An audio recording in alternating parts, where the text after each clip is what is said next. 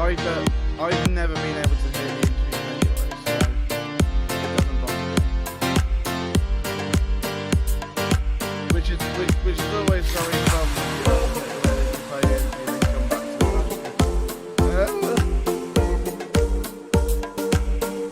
I don't watch anything on the channel.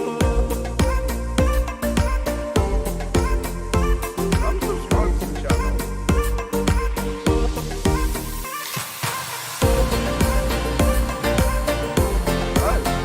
Hello everyone. We're coming on in 3.5 minutes. Don't tell Jack that they can hear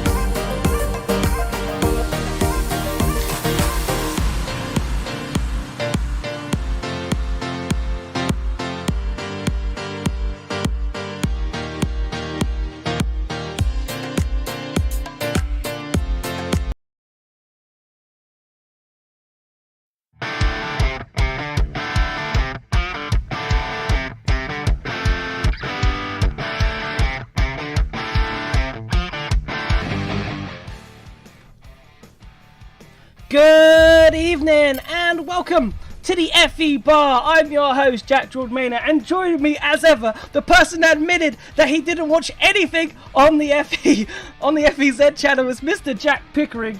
We have so much to discuss today, from two frantic races in Jeddah, which saw Maximilian Gunther and Oliver Rowland take victory. We'll be talking pit boost. Did you like it?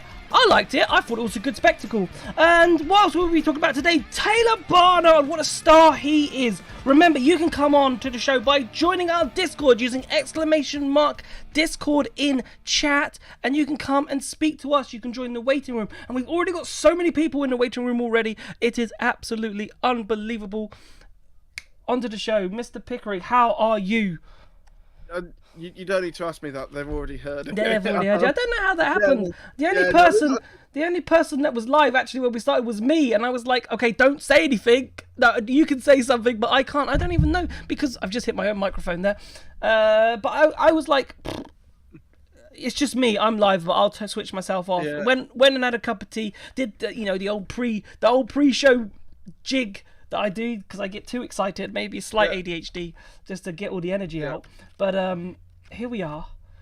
We have a lot to talk about today. And look, we're not going to talk too much about the races themselves. We are going to talk about pit boost and the peloton style. But like, we have so much to discuss over the next 2 hours, and obviously trying to get you guys to talk as well. Remember, !Discord. If you haven't subscribed, by the way, and you're new here, please hit that subscribe button.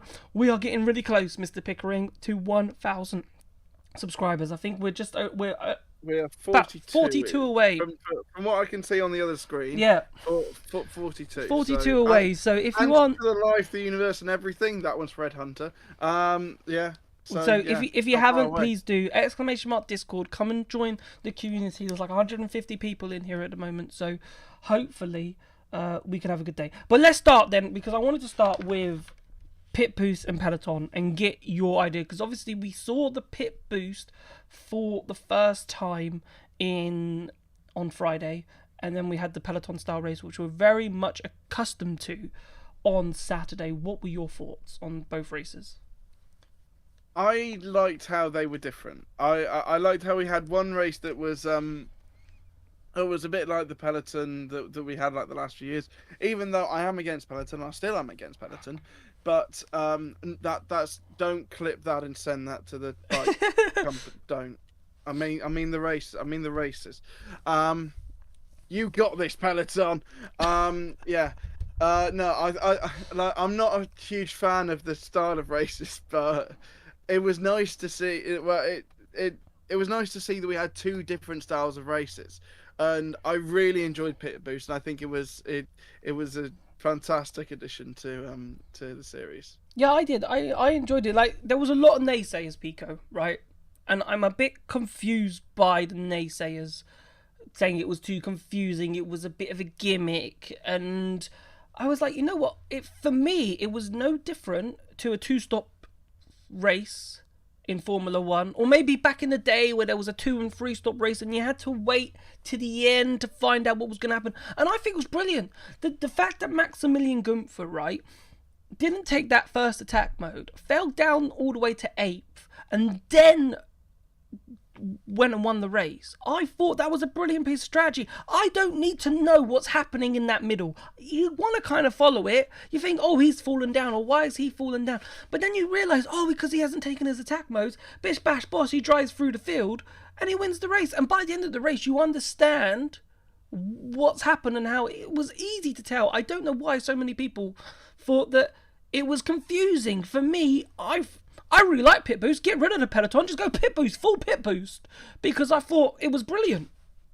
The one thing that I will get at though is the fact that the two races were the same length. So at the end of Friday, we're all sort of patting Formula E on the back, going, "Yeah, it's brilliant," knowing full well that the day after we were going to have a style of race that isn't hugely liked I didn't think the peloton style on the Saturday race was terrible. It wasn't terrible.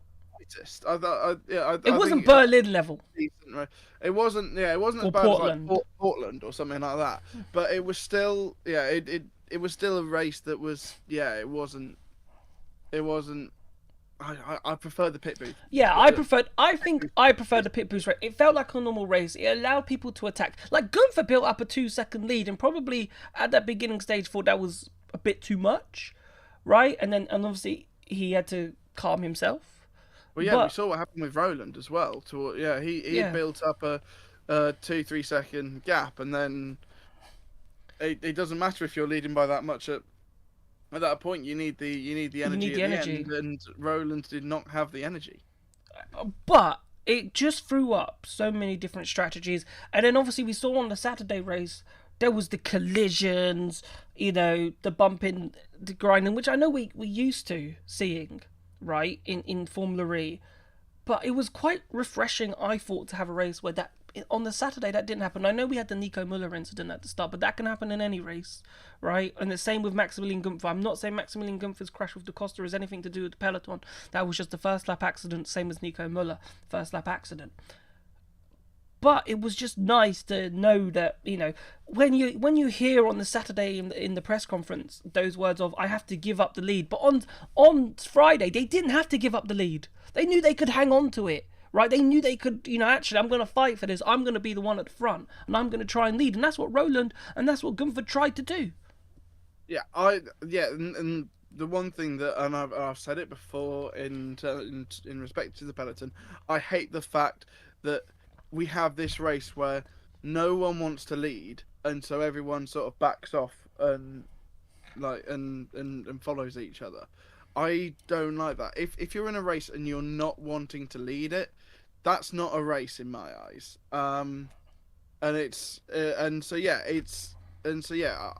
need to want to lead the race, and that's why, like I've said it before, I'll say it again. There needs to be a point for the most laps led, and even then, and even then, I think that would be, I think people will want it more. I fully agree. I think something might need to be done with the old Peloton style race. I don't mind it. Like the one in Saudi Arabia in Jeddah, I thought was good. We weren't 5 wide into corners, and I thought that could have happened, especially in that long, the corners before the final corner on the F1. On the F1 track, right? I thought there we could have had a lot of potential.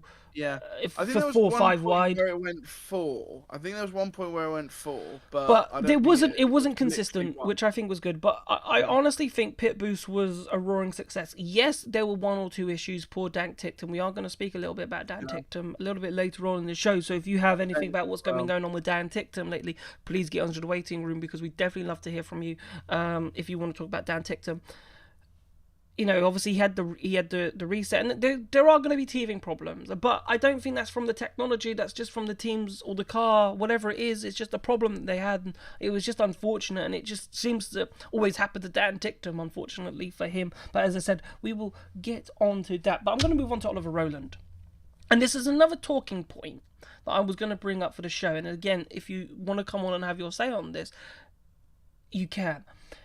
Oliver Rowland has been absolutely brilliant, right? Last season, and he's carried on his form to this season. And he could have won. He could have won in Sao Paulo. He could have won the 2 races in Jeddah. Like, he could be running away with this championship, and he is slightly at this precise moment. So it got me thinking about, like, who is the best driver at the moment in Formula E, because, like, we were sitting here going on Nick Cassidy, Jake Dennis, they're like some of the best drivers, and then Oliver Rowland has just come up, and I think it's absolutely incredible what he's doing at this precise moment. And I really kind of want to get people's ideas and who they think is the best, or who is their top 3 best drivers at this precise moment. And I think if Oliver Rowland's not the best, I think he has to be in the top 3. Yeah, based on current form, Ollie Rowland has got to be up there. He is just consistently there or thereabout, regardless of what happens.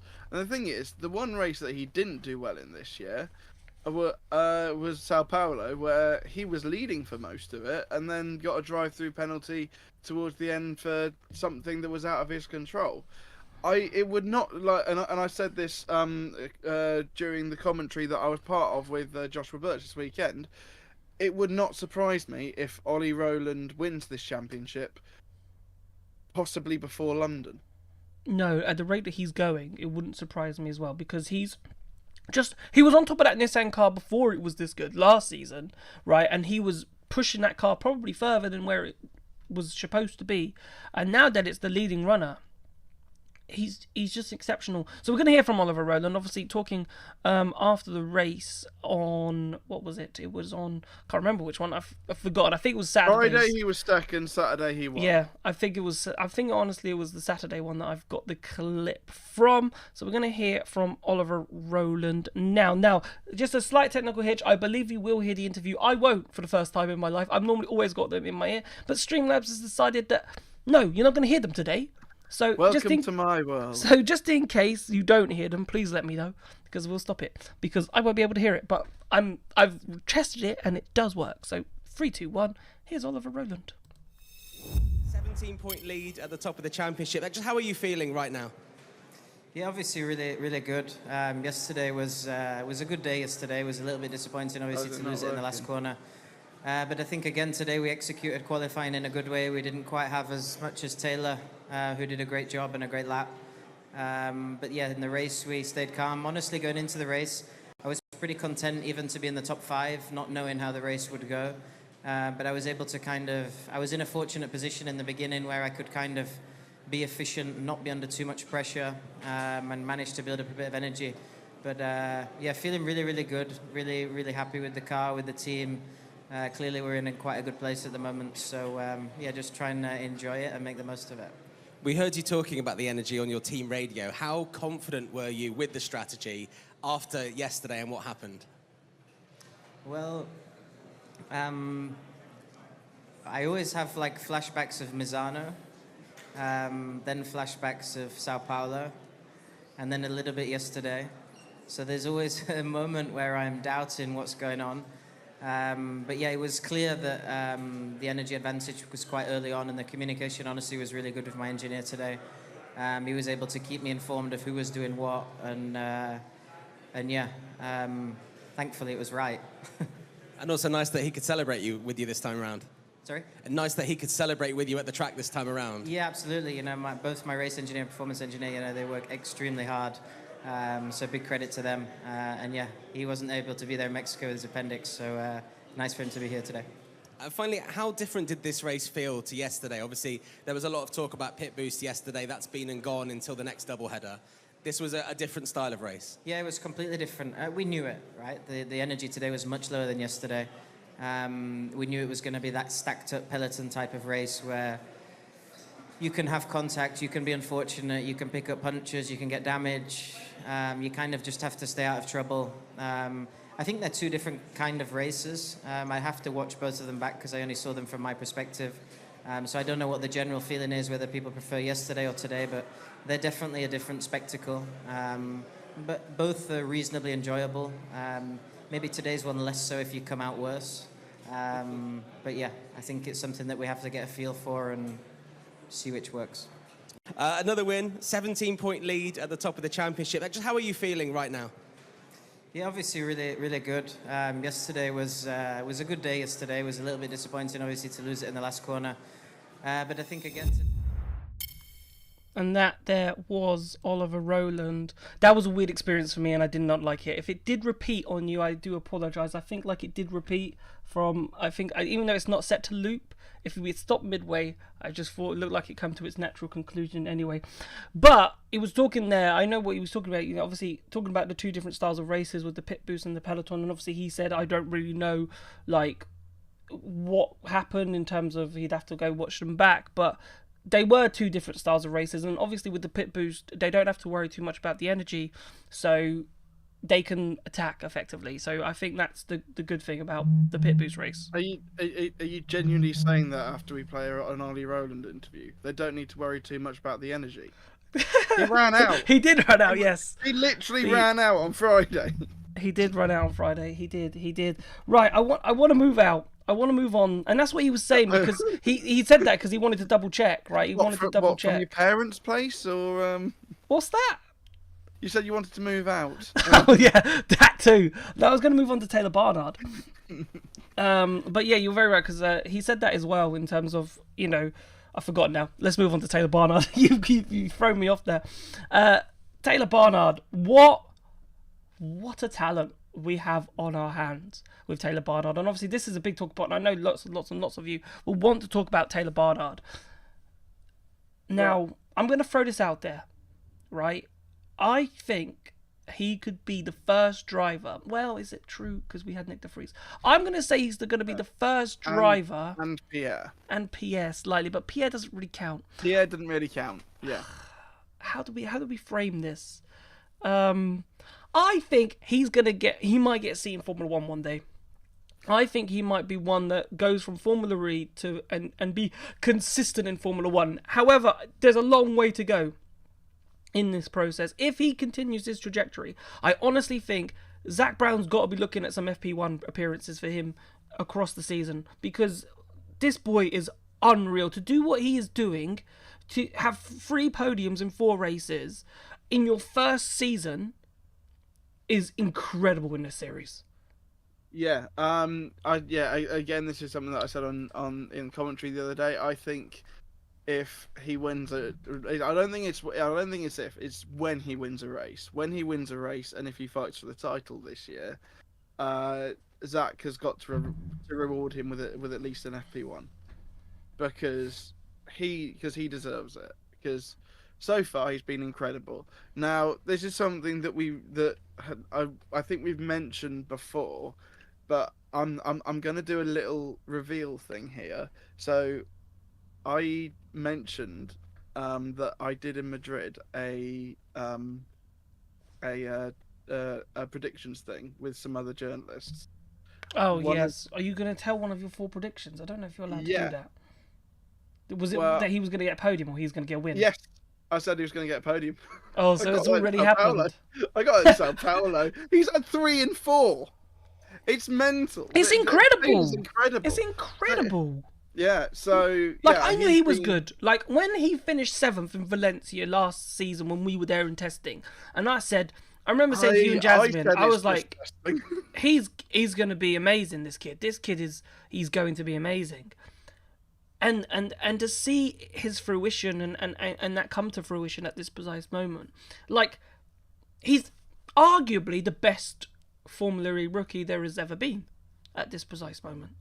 Like, I can't think of... I'm trying to think. We can't count anyone in season 1. No, of course. But, like, if you think, like, right, Sasha Fenestraz, Jake Hughes, yeah, they did well. Yes, they did well. But they didn't do this well. Yeah. Like, he's got a pole position. So Sasha Fenestraz did that. It's so incredible. They never had the consistency that Taylor has had so far. I didn't really see how his weekend in Mexico City went. But, Sao Paulo, you could say that there was a hint of luck, but this weekend was just pure pace, every session that mattered. And yeah, he's the youngest pole sitter in Formula E. He's the youngest podium finisher in Formula E. It wouldn't surprise me if he becomes the youngest winner and youngest champion, but that's still down the road to come for him. It's still down the road. It could happen this season with that Nissan powertrain, although I do think it's in Oliver Rowland's hands at the moment. But if Nissan, obviously, we're going to have another season where it's just a continuation of this season, next season, where the hardware stays the same, the software improves. Obviously, Porsche will still be strong, but Nissan will be there again. And with a full year's experience going in the next season, Taylor Barnard, he could be unstoppable next year, honestly. And as I said, and if he's scoring wins, if he's not being looked, and even if teams, but it's a different skill set. That's my only concern, right? It's like, if we drop Max Verstappen into a Formula E car, let's say he does a rookie test, would a Mitch Evans, would a Sam Bird, would they actually, when they do their practice, be faster than Max Verstappen? Because it takes time to get up to speed with it. It's a different skill set. That's my only worry, is like, yeah, he's got raw pace, he's got raw talent, but then going to F1 is a completely different... That's the only thing that scares me and worries me about him, because I think he deserves a shot, for sure. At this rate, it's like, if I'm an F1 driver, I'm like, right, if I'm an F1 team principal, I'm like, right, you're on my short list. If you keep doing what you're doing, I'm looking at you. Yeah, well, we saw in the past, Verne was like sort of on the same level as Ricardo when he was in F1, but he was never happy in F1. And sure, he was even more unhappy when he first came to Formula E because he was out of F1. But he very quickly fell in love with this series and has made it his home. 100%. Is technically the most successful driver with 2 championships. But yeah. And it goes back to the best driver in Formula E. Is Jean-Eric Vergne the best driver in Formula E? Because he's got 2 championships. Who is the best driver? Who is one? It's so hard because they're so... Akon Yamamoto. Yeah, 100%. But... Yeah. Sure. But it's difficult to... I know it's such a difficult thing, so I really, really want... If you can come on and give us your opinion. Remember, !Discord. We're going to take some calls in a minute. We've not taken a break this first hour because we know we've got a lot of people who want to come on. We do have Nick at 9 o'clock. So we do have that. And then we're going to race through the second hour. We'll try and get as many people on as possible. As possible. So what I'm going to do now, because I've got it and I can't hear Taylor Barnard, we do have a Taylor Barnard interview, so you can hear from what Taylor had to say. I do have the championship standings though here, so let's have a quick look at the championship standings, and it just shows you how much Oliver Rowland is currently just smashing this at the moment. He's up there with 68 points. Taylor Barnard, 51. There's a big gap down to Antonio. I know it's early days, but 39 points. So he's already got a bit of a comfortable lead as Oliver. He's already got a race. So he can retire from a race and still maintain the lead of the championship. So he's already got a race advantage. Oh, yeah. But he's got a... Yeah, that's a stupid thing. But yeah, that's the gap to third. So basically, he's got a race advantage over Antonio Felix Acosta in third already. Gunther's there in fourth. Jake Hughes, after a really great result with the 1, 2, 3, 4 on the Saturday race for the Brits. Jean-Eric Vergne in 6th. Mitch Evans in 7th, sort of still... there from Sao Paulo. Pascal Wehrlein. It was really unlucky for Porsche. They were just in the wars all weekend. No fault for their own, really, for why their performances were quite down. Obviously, Da Costa and Wehrlein, they just didn't get it together. Jake Dennis is there. And Nick de Vries, I tell you what, that Mahindra has also been doing bits, right? And it'd be really interesting. I'm going to try and see if we can get hold of Frederick Bertrand and find out over this 8-week break and see what step forwards they have made, because they were the strugglers. They're not the strugglers anymore. Right, obviously we thought Lola would overtake them, but they're not down there with them. They've made considerable steps forward, which is pretty impressive. Well, we knew that. That's from the launch. We knew that they had made... Yeah, I know, but but the proof's been in the pudding. The proof's in the pudding. Yeah. You can say you've made steps forward in the launch, but if you finish last in the first race, then it doesn't matter that you made steps forward. It's very much like, and I know that I like comparing the series on here, but if you look at MotoGP, the amount of strides Honda has made. Last year's bike was not great compared to like the Ducatis, the KTM's, the Aprilias. It was so far off. But the race time that they did in quite a few races would have put them in the top 5 the year beforehand. So they've made significant progress. It's just everyone else had progressed that far as well.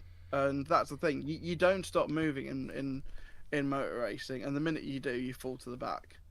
Okay, we are going to now hear from Taylor Barnard. On McLaren, we see you back here on the podium again. You're getting quite used to being on the podium. A double here in Jeddah. You also have another trophy from your pole position as well. A lot to take home on that plane. How are you feeling right now? Absolutely amazing. Coming into this weekend, I didn't expect to take home 3 trophies, and I had a lot of points. I couldn't have asked for much better, honestly. The team have done a great job, given me a great car, and I've managed to execute. We saw Maximilian win from pole position yesterday, the first time in 17 races in Formula E that's happened. When you see what he did yesterday from pole, you're on pole today. Do you feel that maybe that something else could have happened that could have got you the same kind of result today? I mean, not really, to be honest. Like, today was such a different race compared to yesterday. We have to recover and regenerate 10% more energy than yesterday, so I knew to keep the lead for the whole race was going to be almost impossible. At some point, I had to drop back and try and recover the energy compared to everyone else. I could do it just hold on to second, but look, starting from pole and finishing second, super happy. You've got third place trophies, you've got a pole position trophy, you've now got a second place trophy. You know what I'm going to ask you now? How far away is that first win? It's not far away. I think I'm just collecting all of the colours at the moment. But that's definitely my target. Look, when the car can do it, I'll definitely do my best. But I think the focus for myself at the moment is just keep scoring these big points. It's important for myself and for the team, and it will come. And finally, the Nissan powertrain has shown itself as being very strong and the leading powertrain, I would say, so far this season. That must be very reassuring for you. Where do you see McLaren in the pecking order of teams this early in the season? Well, I mean, Nissan's first in the Teams Championship and we're just 1 point behind, so it's quite clear that the powertrain is very strong. For sure, there will be our weaknesses. There will be weekends where we're not so good, where we're strong, but the races where we are strong, we have to capitalise and take the points, and where we're not so strong, we just have to do the maximum that we can, and at the moment, it seems like we're doing that. Congratulations again. Good luck with that extra baggage charge with all the trophies you're taking home. And we are back. It was really interesting there, Taylor. Obviously, he did so well. And even then listening, it's like, I can't believe, right, that he got that. Like, I remember because I wasn't available. I was going to Brentford West Ham as the good old, loyal, Formula E journalist I am, accidentally booking a football ticket on the same day as the race. And I saw it was Oliver Rowland and Taylor Barnard in the final, and I was like, oh, that's Rowland's. And then when I looked and Barnard had got it, I was just in shock, and it was just incredible again. But I know you had something to say. I'm sure you had a better time at the football than I did. Yeah, to be fair. Worst performance of the season. Yeah, no. So yeah, one thing I wanted to pick up on what Taylor was saying there is the fact that it was the same length race from day 1 to day 2, and so day 2 they had to save 10% more power, and that's why we knew it was going to be this Peloton style race, and so I just didn't understand why wasn't the pit boost race slightly longer than the other race, and it just baffles me because we've said it before on the show, we'll say it again. People's biggest worry when it comes to EVs is range. So why aren't we showcasing that we can do these distances? The batteries in Gen 2, they had 52 kilowatts of power. We have 38.5 in Gen 3 Evo. Yeah. Why have we stepped back by almost a third? It makes no sense to me. Why we've doing that when that is the key problem. That is the key issue for people looking at TVs. I think it will come. You're right, and they've talked about it for a long time. I think it will come that the races for the pit boost will be slightly longer. I really do. But it is only a 10% and Chris puts in chat really where it's only which is 4 laps, so it's only a 6 minute longer. But even if it's a lap or two longer, but then you fall into the Peloton style, because then you don't have enough energy, so it becomes a pit boost race and a Peloton. It might be just a little bit too much. Maybe it was the right balance at this precise moment. But if you get rid of the Peloton races altogether, it doesn't matter what the laps are. If you just full go pit boost, then it doesn't matter, because then that's all we see, that's all we know. Yeah. It's just because we've got those 2 races at the moment. But if you get rid of Peloton and you just go full pit boost, it doesn't matter what you do, right? Because that's all we'll see. We can't compare it from one to the other. I think at the moment you can compare from one to the other and go, oh, this race should have been longer. I think that will come. But actually, it showed us 2 completely different style races. Which one did you prefer? Yeah. Them driving slowly or them actually attacking? And I preferred them actually attacking. Yeah. In the pit boost race. I'd rather 100%, that. 100%. Right, we're going to get your calls in. I was about to say, we've been on for half an hour. No, but that's about right. To be fair, we've got a lot to cover. We covered it a lot, but now we're going to go 25 minutes of pure taking calls. As many as we possibly can. But again, if you haven't want to come on, and if you want to come on and you're on the show, !Discord, come and join us. There's so many people in this Discord. It's an absolutely brilliant community. Get yourself in. There's about 150 people. Come join it. And then it's the best way. It's the only way you can come and talk on the show at the moment. So if you have something to say, you can come join the waiting room. We're going to talk to Ali first. Because we haven't talked to Ali in a while. Ali, welcome to the FE bar. What would you like to say? She's gone. She decided she didn't want to be on the FE bar. Okay. We're like that. I don't know. I can try. Well, what we'll do then? I will go for Ricardo. Okay. And we'll try Ali again afterwards. I'll just double check. Ricardo. Hello. How are we? We are good. And you? I'm very well, thanks. Very well. What would you like to talk about? Well, I don't know. Just a very overall very good weekend. I think there was much interest because of the pit boost, of course, that we saw some classic racing, like normal racing, let's just say, out of Formula E bound Yeah. racing, if you will. But it was good. As normally, as a Portuguese, I want to raise the flag and say bad luck for the Costa. No, I'm kidding. Yes. He did have bad. He did have bad luck. He did have bad luck. I'm gonna say it. He showed great pace all over the weekend, but yeah, bad luck just knocked on his door, and yeah, but I think the championship is really getting hot, and I think there is something that says that Nissan are going to run away with it. Maybe, just maybe, because it's not just like Roland and his ability or something. Yep. It's just a team. The capacity from the team to manage the races so well Yep. is just giving them the stretch that they are making look like a Porsche are South American merchants, let's just say, Yep. and DS are one day stars or something like that, and but yeah, this is really good. I want to talk about pit boost Go actually, on then. Let's talk pit boost. because we are so familiarized, let's just say, with peloton racing Yep. and close racing, that I saw that the pack was stretching up, and when you saw like 3 second gap, 4 second gap, like at one point you thought like you had what, Roland with 3% less than Gunther at one point, that you just said what, Gunther is not going to catch him up. Yeah. And then he catch up, and then you thought, what, 3% difference and he catch up, yeah, okay. Yep. But when you saw the percentage, I had like flashbacks from season 1, when you had someone like, the driver behind is like what, 3 to 4% up or down on Yeah. you. It was just different, and the racing itself, it was different. It was good, but yeah, it was good. Yeah. Which one did you prefer? Did you prefer Friday's race, or did you prefer Saturday's race, or did you don't mind both? I don't mind both, because in this double air, that said, there is some element to separate the races. I remember when I watched both Berlin races in season 9, that there was what crazy number of overtakes, and overtaking this corner, overtaking that corner, and it was like what, 50 overtakes in one lap. That was just ridiculous. And then the next day was even more. And then this weekend arrives, and you know that's one race is different than the other, so it can be a different narrative, let's just say.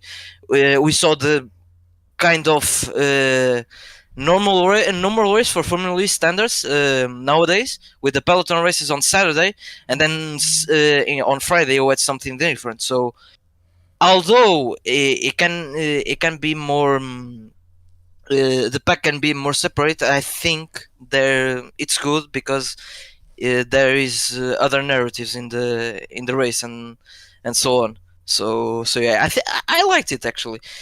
I Let's just say I felt something weird, because it was a Formula E. It wasn't like toe to toe racing corner after corner, but it was good. There is some strategy element aside from the attack mode. Yeah. Did you? I think. I don't know if Pico, if you agree. Like, did you find it like confusing? Because that's the only other thing that people that didn't like Pit Boost said it might be a bit confusing. Did you find it confusing to follow, or did you actually felt, oh, I know what's going on in the race? I feel that they explained it well, and we know that there was a technical problem with the TV graphics. Yeah. There were going to be more TV graphics coming in this weekend that failed during the Friday race. So they had it prepped, and we saw that during free practice 1, free practice 2, and then when it got to the race, the new graphics package, with the exception of I really like the 2 dots for the attack mode. Yep. And the little squiggle on the side so that when that comes up, they're down to 60%, and then when it's green, it sort of goes. I think there was a little bit of like the green didn't look green enough, so we knew. But apart from that, I think they did a solid job. Yeah, Ricardo, what did you think? Did you find the race confusing to follow, or did you kind of understand it? Maybe because in Formula One, when you have the pit stop, they always show the graphic with the pit stop delta. Let's just say when some driver, if nothing wrong happens, they're gonna lose like 20 seconds, and then you go into pit put or pit boost. Okay, they are gonna be stationary for 30 seconds, Yeah. and then they have some energy window that they are allowed to. That when they hit that energy window, they are allowed to pit.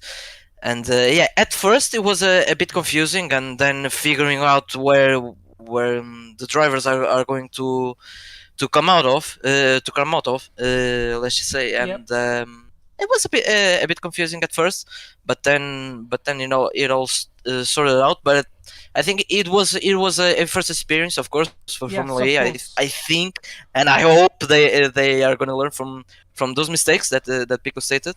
So yeah, I think it can be promising. Yeah, for the future. I like what you said. It sorted itself out, and that's what it was supposed to do. It sorted itself out very, very quickly before we move on, and let somebody else come in. We talked about best driver in Formula E. Who is your best driver in Formula E? Who do you think is the best?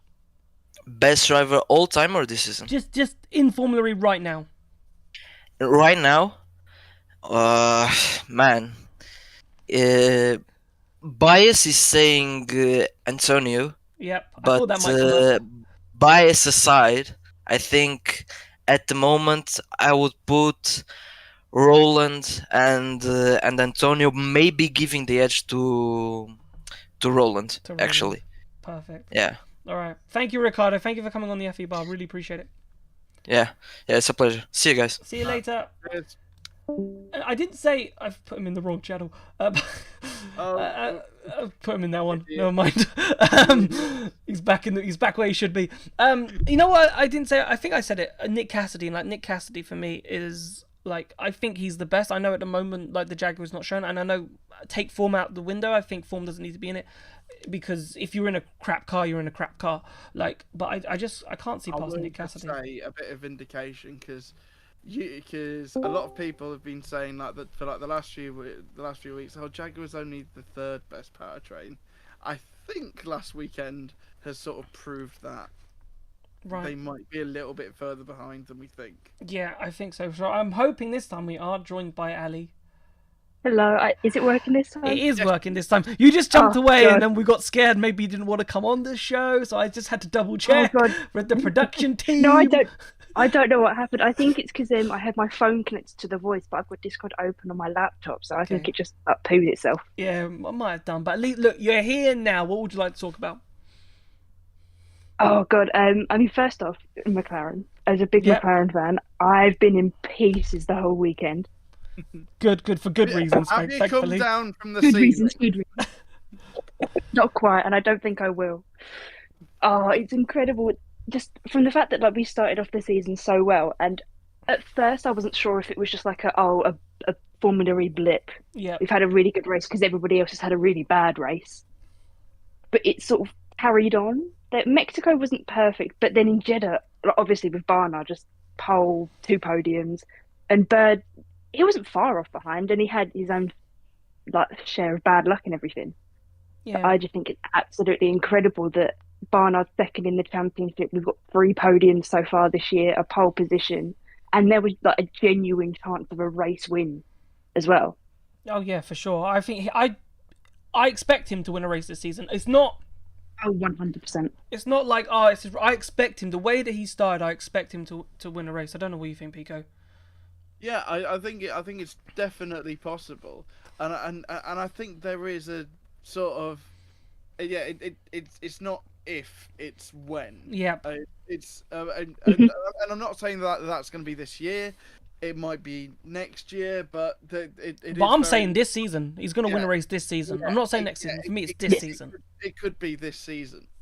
and yeah, he's been incredible. And there is, and at the moment, who would have thought he is the only person other than Oliver Rowland that can leave Miami with the championship lead? That's wild. Oh, It is incredible. that's incredible. Do you think Taylor Barnard, right? Do you think he could get an F1 seat? Do you think he's good enough to do well, maybe win a championship one day, or win multiple races if he doesn't win a championship? Do you think, Zach Brown, he's 20 years old. Do you think Zach Brown might think, what, this kid might... I'm not saying he replaces Lando and Oscar at this precise moment, because them two are on fire, but, a little loan move down to Williams or a loan move somewhere else, that, do you think it could happen, or do you think he's just going to be stuck in FE? I Not don't like being want stuck to in say FE is bad. impossible. Yeah, no, exactly. I don't want to say impossible, because I don't think it is. I just think it's far-fetched. Okay. But then saying that, like, you've seen in the last year how many driver changes we've had, so never say never. I think it's a case of, I love to say it, I've said it on Twitter quite a lot, McLaren forgets they've got a Formula E team. You see, I mean, Yeah. I don't think his way up would be through McLaren, through the Formula One team. It could happen. I could eat my words, and I'd be very happy to eat my own words on this matter. But I think if it's going to happen, it would be like a rogue Williams seat, or like a rogue, what are they called? Audi. Alpine or Alpine or yeah, who knows? Haas, Audi, whatever Sauber are when they become Audi. Yeah. Unfortunately for Ed, the combination of the words Sauber and Audi is Saudi. So. Yeah. Never mind. But yeah, do you think do you think that he deserves a seat for Oh, definitely. or for FP1? Oh, 100%. I really, really, really hope they give him one, because I always love to see Pato in the car. I always love to see him driving the rookie sessions, but I do hope they give Barnard even just one, like a rogue one at Silverstone or something. Yep. I would really hope they would give him just one session, because I mean they've got they had to do 4 rookie sessions. Yeah. Yes, next year, F1. Yeah, it's 4 this year. Yeah. Yeah. I'd forgotten about that it's 4, but yeah. So even more reason to potentially put Taylor Barnard in that car. I still maintain that Sam should have got a rookie session for winning Sao Paulo. Well, they should have. The thing is, just to be a rookie driver at how old is 30 old. 36? I think he's older than that. I might be wrong. Sorry, Sam, if I've done you an injustice. I think he's older than that. Yeah, he might be. But I talk about Sam now. This is going to be a bit of a far-fetched, and I'm a big Sam Bird fan. But obviously, we saw Jake Hughes finish third in the Maserati, and I'm now thinking to myself, as much as I know Sam does a lot of legwork behind, do you think McLaren replaced Barnard with the wrong driver? Should it be Hughes? Do you think Hughes and Barnard in that Nissan powertrain car at the moment could be a unbeatable pairing? I think McLaren are sort of in between like a rock and a hard place with that, because if they didn't promote Barnard this year, they would have lost him. Somebody would have signed him, because he'd shown himself to be so good. If they hadn't have promoted him, he was gone. Jake Hughes, obviously, great driver. He can win races. I wouldn't put a championship past him. Sam Bird, I reckon he's probably the greatest Formula E driver to never have won a championship. So it's sort of, they had 3 good quality drivers, and it was just a case of which 2 do you pick. And I don't think there's necessarily a right or wrong answer with any of them. No, it's a good point. It's a very good point, Ali. Very good point. Thank you so much for coming on. And absolute pleasure. If I was to push you very quickly, who you think the best FE driver is currently on the grid, who would you go for? I've always got to say Jake Dennis. He's my number 1. Fair enough. Always. There he goes. I like that. McLaren fan. Doesn't go with any McLaren drivers. Just straight to Jake Dennis. I like that. Perfect. Right. Ali, thank you so much for coming on, and we will speak to you soon. Yeah, good. See you soon. Right, let's get one more in. Who would I like to speak to? One more in before the break. Let's get Lou in, because I kind of want to change the subject slightly. Lou, welcome to the FE Bar. How are you? Good evening. I'm good. Good evening. I'm glad you're well. What would you like to talk about? Kiro and Dan. Kiro and Dan. I would not talk about this. So let's give the little synopsis, Lou, because obviously I know you know, but just for those who don't know, obviously if you've seen with his radio, and he was obviously quite sweary on the radio, especially on the Friday race when it came to the pit boost stop, and he's got, Lou, quite a lot of stick for this, right? And I honestly think it's harsh because he is a competitive racer, and if you threw someone who's competitive in that seat and you're in a good chance to score points in a team that's finding it hard to score points, and a problem happens, you're going to be angry, you're going to be annoyed, there are going to be expletives. I don't see anything wrong with that. I don't understand that people don't really understand that it's in the heat of the moment. People say things in the heat of the moment. Doesn't mean that's what they mean. Don't know if you agree with that, Lou. Yeah, it's baffling really the last couple of days, to be honest. The reaction to it is insane in a way. It's really normal that when you have a race and it's going really well, that and it goes downhill like that. Yeah. For no fault of your own driving or seemingly from the team. Yeah, they're gonna be frustrated. That's normal. No, And I fully agree. yeah, and also like then the radio's put out in a video. Yep. Which when it stays within the Formula E bubble, it's sort of people understand what's happening and actually understand the racing and actually understand where it's coming from and the history of it. But when it get out that bubble, it's just insanity because it's like a compressed video of the moment a race turns bad, because it was like a little bit before the pit stop itself, and a little bit after the pit stop that the video capsulated. But yeah, there's also the beginning of the race. There's also after that moment. There's also the finish time where there's a radio, and that's all very different to that specific part of the video. And people treat it like that's the only thing. That's the. Do you think Formula E were right to put it out? Like, we heard it on the race day, right? We heard it on the race day. Do you think that the full transcript and then them to repeat it needed to go out again? Because yes, I get the entertainment value, and I it is entertaining, but it's being taken out of context, and Formula E have kind of allowed it to be taken out of context. I have to be honest, I don't know if Formula E itself broadcasted it, because I was listening on the app and I heard the whole radio from the start of the race to it the end of the race. It did get broadcasted on the race, yeah. It did on the Friday. Okay, I did not get that because I was listening on the radio myself. I think I cannot judge what they cut up there, to be honest. I was more talking about the video that later was posted on the internet. Yeah, that's the team radio one, right? Is that the video you're referencing?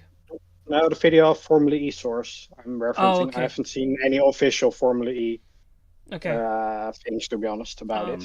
I need to double check. I think it's in I think they've released the team radio stuff, and I do believe it's in there. Okay. Yeah, but you know, Formula E always picks only the bad bits. It's never an equal picture of the whole race. I've listened to many races from start to finish now, and it's always just the bad bits. So I'm not surprised anymore, to be honest. And it's a bit insane that they do that, because there are many other videos out. Mitch was shouting on the radio. Pascal was shouting on the radio. Other people were shouting on the radio. Cassidy wasn't happy with his team throwing them under the bus on the radio. Cassidy will throw a few expletives about. Yeah, and I personally think that's all fine, and I actually enjoy them doing that and being themselves and getting their frustrations out. I think that's perfectly normal. what I don't find normal is the amount of hate comments that get posted on when it's Dan. That's just ridiculous and insane. Yeah. And people also like maybe that's a bit far fetched, but like yet like people that normally never talk about Formula E, Yep. like Jimmy Broadbent. Yep. He posted it on his story, and he did it like 2 years ago, also in Jakarta with that radio. Yep. Never talks about Formula E. The moment he can jump on like a hate bandwagon, he does, and he posts it and ridicules it. Yep. It's and especially for someone like him. I Yep. like it. I like his content. Yep. He says he cares about mental health and stuff like that. Yep. I really puzzled by it and disappointed. It's Yeah. just yeah. I just think he's unfortunately Dan's an easy target. I don't know if you'd agree with that. Yeah. Yeah, it is because he made a mistake when he was a 15-year-old kid. Yeah, and it's not And- right. I'd love to get him on this show so we can have a chat and have an interview and not for him to set the I'd record love straight. that. He's already set the record straight, right? Yeah. If you go on Jake Hughes's podcast, That's Jake still good, Hughes yeah. so he's already gone on a podcast and kind of set the record straight. So I don't want him to come on here and set the record straight because he's already done that. But I want him to come on here and in a sense I'd love him to be on this show because you can see the good side of Dan, because I've had and me and Pico have had the lovely opportunity to talk to Dan, and he's a lovely class. guy. He's a He's lovely so guy. class. Right? He is who he is, right? But he's a lovely guy, and the hate that he gets is not acceptable. And I just think people just have short, as this is a long-term memory more than a short-term memory, but like people, they get their perception of someone, but until you actually chat to that person and get to know that person a tiny bit, like I only know Dan Ticktum a tiny bit just from the 5-minute chats that I have with him, and you know, all right, yeah, he was this person once upon a time, but he's not that person today. And this is something that I mean we've been pushing all night. Like who's the best driver on the grid right now? For me, but the driver that I'd most like to go for a pint with is Dan Ticktum. And he did put All out that day. he did put out All that day, every Instagram day. post, didn't he? I But- put that, yeah. He also likes pints. I put that in the Discord earlier as well. But I had a chat with someone, it was almost about a year ago, and I was I was talking about FE and everything, and there was and I was chatting to someone who was like adamant that their view will never change on TikTok. And I was literally standing there, no, Yeah, but he's great. He's changed so much. But The thing is, when you're 16, you are a hot-headed Yep. teenager, and that is the thing. I'm embarrassed that I was 16 10 years ago. I am embarrassed about myself. 10 years. Yeah. Like, no one's great at 16. Yeah. exactly. No, No, but that's the whole thing of being a teenager. Yeah. Finding limits. yeah, I've got to wrap up quickly because it's nearly 9 o'clock, Lou. But one thing I just want to say just before we go, on a positive note, let's leave this conversation on a positive note. Great weekend Points. for Tictem. He got points, and he's showing again how much of a good driver The he pace is. was really good. Yeah. Good Indeed. quality. Oh, Good pace.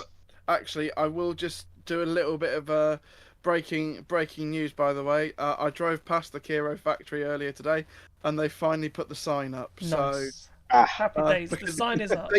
They still had the ERT one up 2 weeks ago. Like that's how Oh, wow. bad it was. So like, the Kiro sign is up. If you want to go to Silverstone and see it, it's there. It's there. one Happy question, days. Pico. Does it have a Cupra sign to it or not? No, it was just the Kiro logo. It was just the Kiro logo. Okay. Okay. I noticed it, and I thought I'll have to bring that up tonight. Okay. So yeah. Right, thanks Lou very much. We will Thank you, be joined by Nick Golding from Racing News 365 after this very, very short break.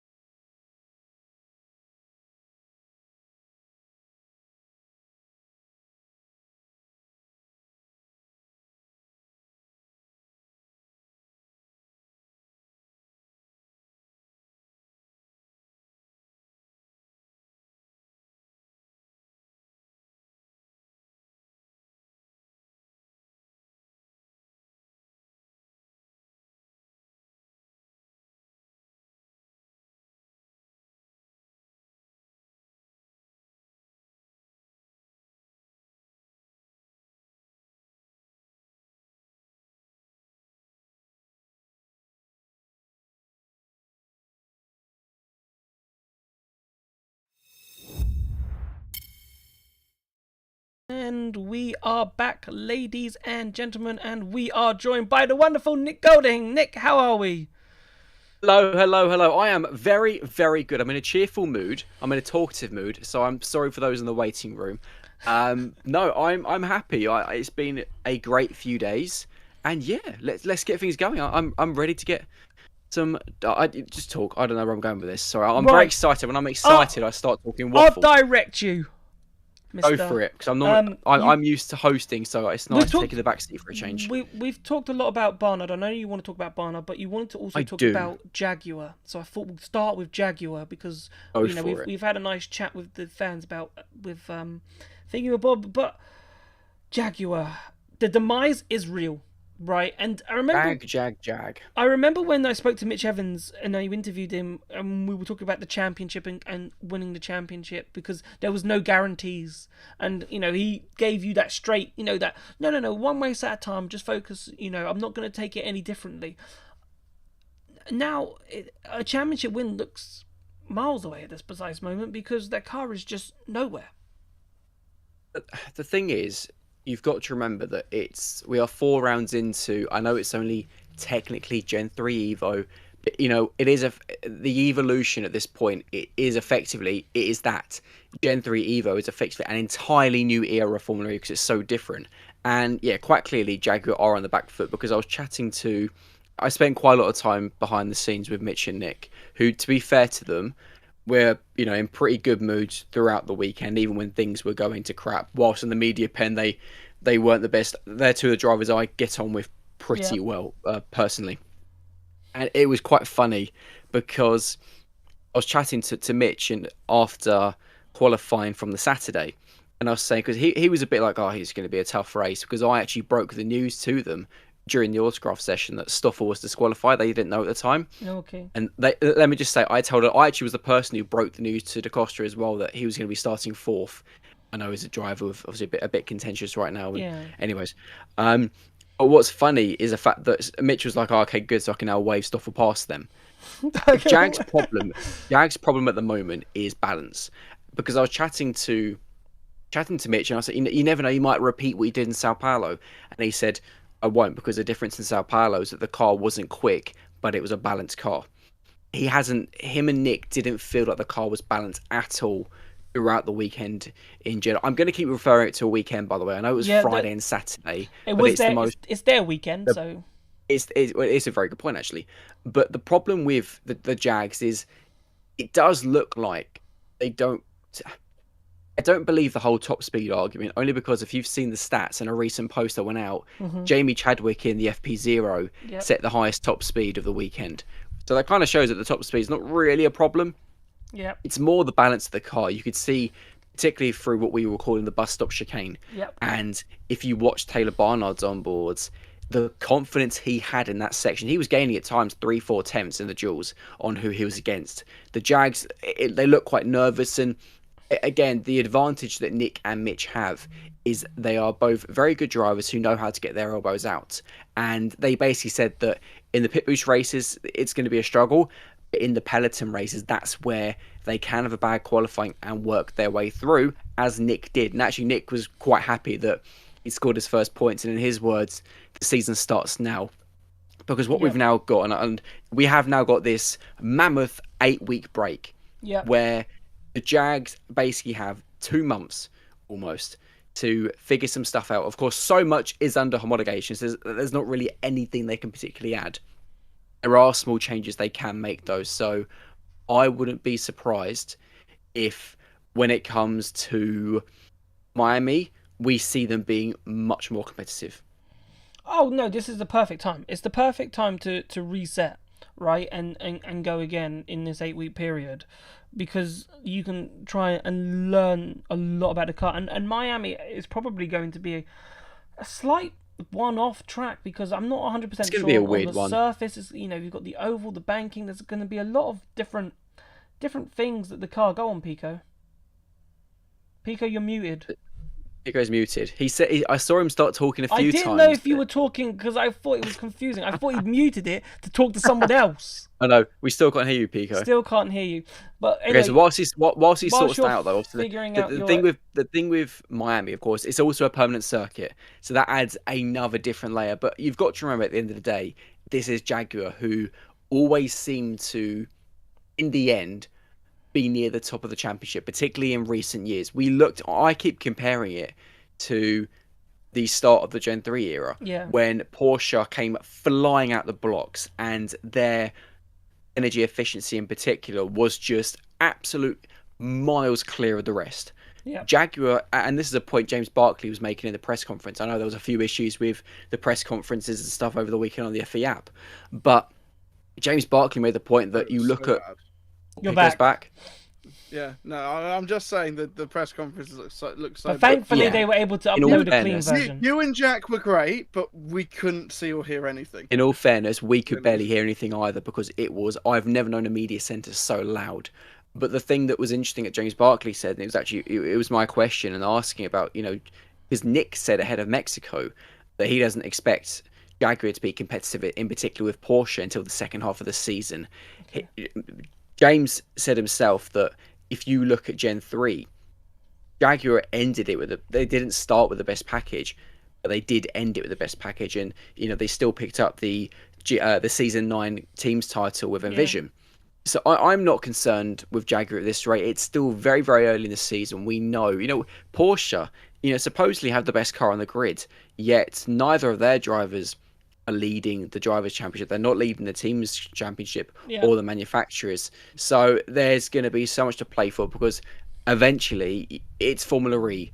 Ollie Rowland is going to have a bad race at some point. Yeah. Whether it's through his own fault or somebody else's, it's Formula E. That there's going to be... Jag need to do really is be consistent from Miami and have their bad races as the ones we've had, and they'll be okay come the end of the year. Yeah, 100%. And obviously, Monaco was a race last season where they dominated. So if they can find something there, there's a chance to big. But you could also say if the balance of the car's not great, then Monaco won't be a great race for them, because it's all about balance there. So the big difference here, though, is you look at the field. And again, I was joking with Nick, and I was saying, "Come on, what are you doing for 2 months? You racing anywhere else?" And he's like, "No, I literally will be in the simulator with the team," because he's same with Mitch. That is one of the few driver pairings who have no other commitments, no WEC, no F1 reserve gigs. So for a fact that, Mitch and Nick won't be wanting to fight in the midfield places. That's not why they race for Jaguar. They race for Jaguar because they want to win titles. And neither of them are yet to win a driver's title. They can still do it this year, and they will be working hard up until Miami. I can guarantee you that. Yeah, but the problem is for them is that Rowland, as we said earlier, can not finish a race, and apart from Taylor Barnard, he's got a big gap. So that's there's something you said there. You said Rowland cannot finish a race. This is Formula E. It's so often that we see drivers not scoring points in 2-3 races potentially in a row. Look at Pascal Wehrlein over the weekend. I think he scored. I think it was 1 point in the end or something silly. No, he managed to pick up 4 to 6. But again, though, that is an equivalent a bad weekend. A bad weekend, and so no fault of their own, because they were just hit left, right, and centre. Porsche over the weekend. Porsche had everything bad that happened to them was completely out of their control. So, but it goes to show that you can have the best car on the grid and still leave with very, very few points. Indeed, Jaguar can easily turn things around. No, I 100% agree with that. So you want to talk Taylor Barnard? I want to talk Taylor Barnard because Taylor Barnard. And if we have time, Dan Tickton, because I had a good chat with Dan. We did. We talked about with Lou with Dan Tickton, so we'll definitely end with Dan. But I was talking here about Taylor, and obviously, he's a talent, right? And I remember from last season just how amazing he was. He caught my eye in testing, and then he proved that when he jumped into the car. I mean, you could talk what we want to say, but I also want to add this fuel to the fire in terms of, do we expect to see him potentially in an FP1 seat in McLaren at some point during the season? Because if he continues on this trajectory, he should win multiple races, will be fighting for championships, may even win one. And if he's this driver, this young, doing this brilliant in Formula E, surely that might turn some heads in Formula 1. The people that know me, and for people that in the audience here who have met me before, will know that I've got a habit, and especially if you've heard me in the press conferences, I have a habit of not knowing when to shut up. It's a good thing being a journalist, though. In the media pen after the second race on Saturday, I spoke to Taylor. Was the first person I spoke to, and I was the first one he spoke to. The only person, because you used all your time. Yeah. And genuinely, I was speechless. I literally said to him, I was like, Taylor, you're second in the championship. And literally, and even he was kind of speechless. And it is the ultimate feel-good story. And you said, Jack, that he's this talent. I think he is so much more than that. Taylor is. Again, I don't have the words, because we saw even before testing, if you go back to Monaco last year when he stood in for Sam from FP2 onwards, I know he didn't score points on debut, but he was mixing it in the midfield, surrounded by world champions. He immediately, at one of the hardest tracks in the world, understood how to drive an FE car. We have seen so many very, very talented drivers from Formula One as well come to FE and leave by the end of the year because they've been crap, to put it quite simply. Taylor, based on what we've seen, he's 20 years old. What makes him more special? And I thought he was going to start crying when I was talking to him. And it was really nice because I spoke to him after both races. And after race 1 on the Friday, I said to him, how does it feel after 4 or 5 years of financially struggling to even have a race seat? Yep. How does it feel that you finally now got one where you can really show what you can do? And he answered the question, and he came back obviously after Saturday's race and said to me, I went to bed that night thinking of your question. And and how actually he can't quite believe the position he's in, which I absolutely love, because he's just so down to earth. And obviously a lot of the people know the Ollie Rowland's story. If it weren't for Ollie, Taylor's career would have ended in British karting. That's the point he was at. He had no funds to go to European karting. Ollie stepped in, helped him, and obviously Taylor went on to finish runner-up in the European Karting Championship to Kimi Antonelli. Well, we've seen all the hype with Kimi. Kimi's their backing throughout his career in F3, F2. Yep. Taylor had nothing. Taylor was with the most uncompetitive team. Still managed to get a sprint victory in Monaco last year, might I add. Finally, now McLaren has taken a chance on him, put him in FE. The Nissan powertrain is clearly competitive. He has a car where he can show what he's doing. And I would go as far as saying that it's very early doors. I know that. He knows that. He said himself that, he can't believe what he's doing, but his target now, he wants to become a rookie world champion. And he literally, I asked him, he's like, come on, is it too early to think, driver's title? And it was the first time I'd seen him go quite stern. And he's like, no. That is my goal. And that was the end of sentence. That is the confidence he's now got, because he is making the most of this opportunity. He has worked. I can't get emotional talking about it, because he's just so down to earth. He's one of those characters. He's one of those characters. So you just rare. want to love him. It's so rare to have a driver like him in motorsport who has literally come from fighting for everything he has had. Even the worst seats on the grid, he has had to fight for his life for to stay in motorsport, and all that. And even he said himself, all this hard work and getting nothing back, he's now in a position where he finally can show the world how good he is. McLaren are really impressed. Well, and that is, and from talks I've had, that's not just McLaren FE, that is McLaren in general. If I know they've got Pato Award, I would be stunned and actually really disappointed if he doesn't get an FP1 seat, because this is quite a bold statement. I think Taylor is too good for Formula E. I generally think he's, and I don't mean the fact that Formula E has such a talented grid and several drivers who arguably deserved a chance in F1 but never did. Taylor, at the age he is, he's only 20 years old. He could go to F1 tomorrow and still be one of the youngest on the grid, probably the second or third youngest. I would love to see what he can do. And I think that he genuinely would. Let's say he went into a McLaren and F1, which you never know, depending on what happens with Lando and Oscar in the next couple of years and if they start fighting. I just think he's almost too good a talent for our championship right now. If he goes to F1 and does crap, by all means, come back. But I think, ultimately, F1 is still, whether you love it or not, the pinnacle of motorsport. Of course, yes, it just is. And Taylor is a good enough talent. in my eyes, to be in there. It's FE's big game that he is not there and he is an FE. That is such a big thing for FE, but I just feel I want to see him do an FP1 because if he goes there and does what we all think he would do, there would be a lot of people suddenly chasing for his signature. Oh, 100%. That little bit at the end, like that makes me like reinforce, like, and I know I keep banging on about it, and I'm really sorry, I'm just going to keep on bringing it up, but I think Formula E needs to be the world superbikes to F1's MotoGP, because like F1 is the pinnacle and it always will be, but there's no harms in being second best. I think the difficult thing though is that you look at, and this is where Gen 4 is going to be really interesting, because you look at Gen 4 in 2026. Obviously, you got the start of 2026. F1's new engine regs come in, which is going to slow the cars down by several seconds. Gen 4 for Formula E, which comes in at the end of 2026, is going to see FE the cars be faster over a lap than Formula 2. So all of a sudden, the gap between an FE car and an F1 car is only going to be a few seconds. So when that happens, it'll be really interesting in terms of, do drivers still then look at only F1? But what's really interesting as well is Daniel Kvyat wants an FE seat. I had a really good chat with him over the weekend. Théo Pourchaire really wants a Formula E seat. There are some big talents who want seats in FE, because it's also, apart from F1, the only other single-seater FIA World Championship where you get paid.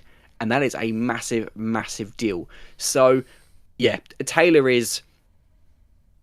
I would love him to win this championship. And you know what? He is now my favourite. You've got a favourite. I think... Are we allowed to have favourites? Confidence. No, he's my favourite for the title. Favourite, okay. I think. Always change that. That's nice. I have a lot of drivers that got with really well. I think Taylor is, and I want this. I want the story. I have a lot of favourites in Formula. I genuinely have a lot of favourites in Formula. I've always had a soft spot for Gunther. And I'm sure you two will back me up on this. Is that there are very few bad people in Formula E. Yeah, very few. I could probably count. I could probably count on one hand. Obviously, I'm not going to go into details, but genuinely, it is one of the most. To put it into a bit of perspective, like Jake Hughes, obviously after the press conference, after he claimed a podium, he's another driver I get on with really well. And he came straight up to me, and the first thing he said was, "What were the football scores?"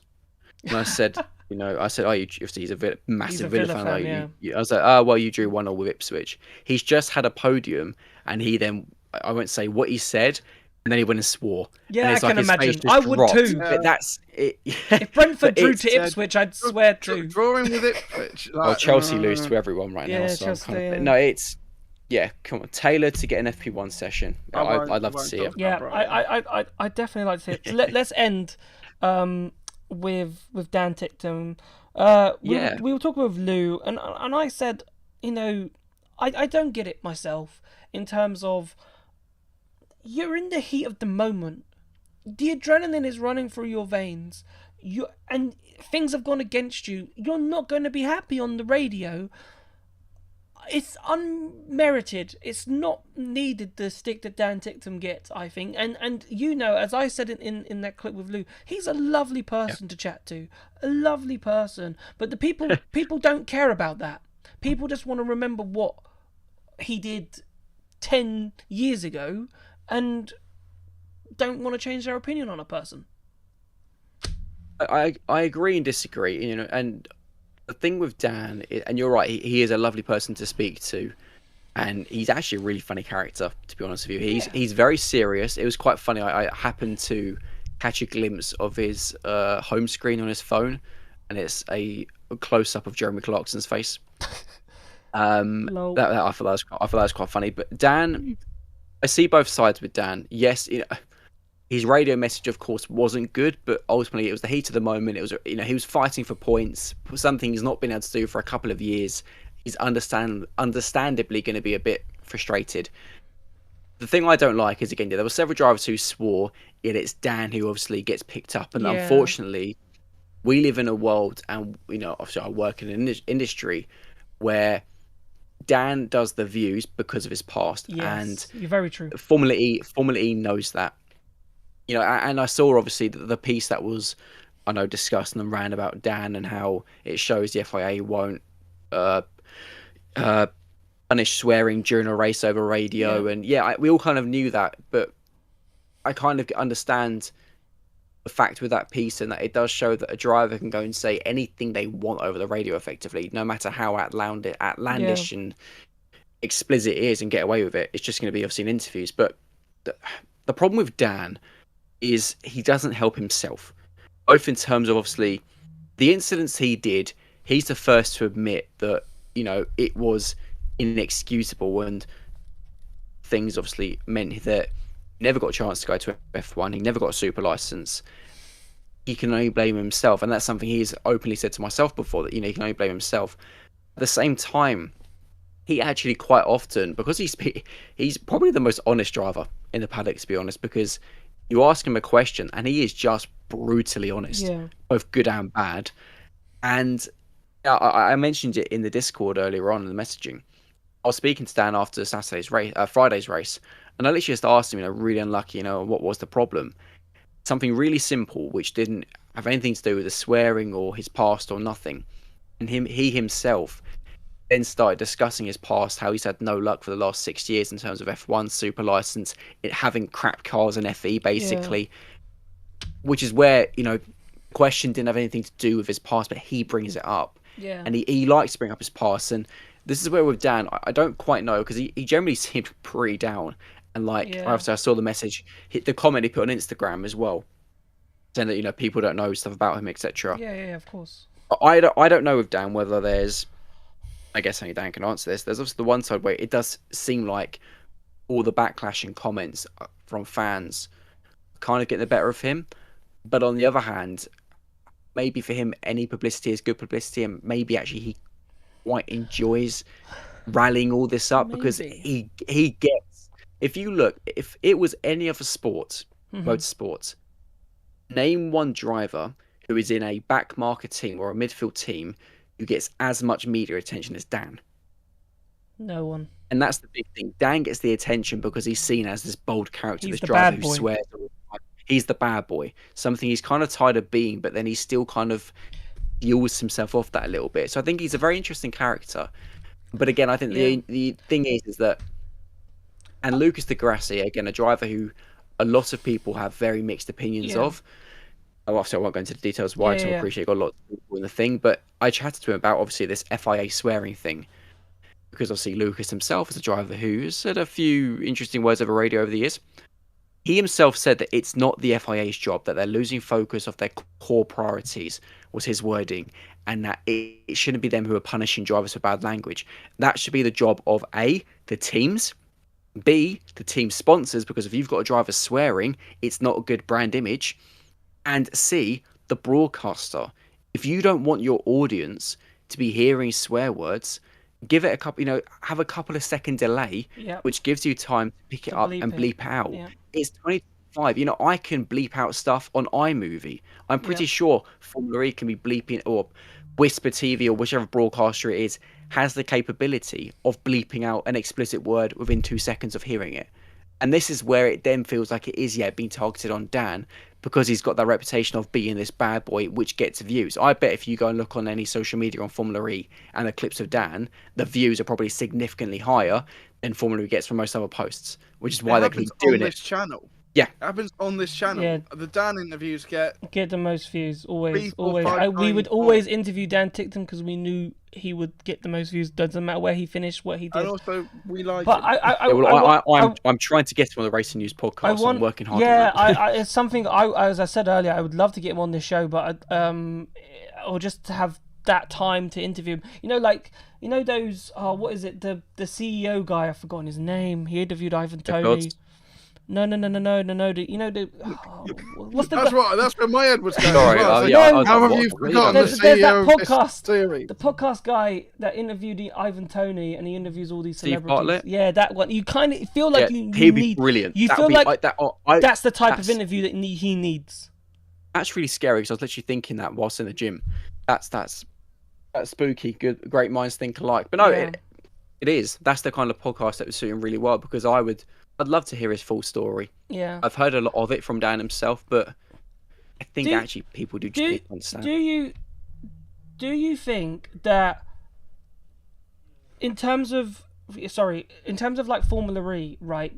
Rather than seeing the gains, right, they wanted to get the views, right, from Dan instead of protecting him as their driver. Do you think is that kind of like a sign that Formula E is still really, really pushing to get numbers and get people clicks and people watching Formula E rather than maybe protecting their drivers?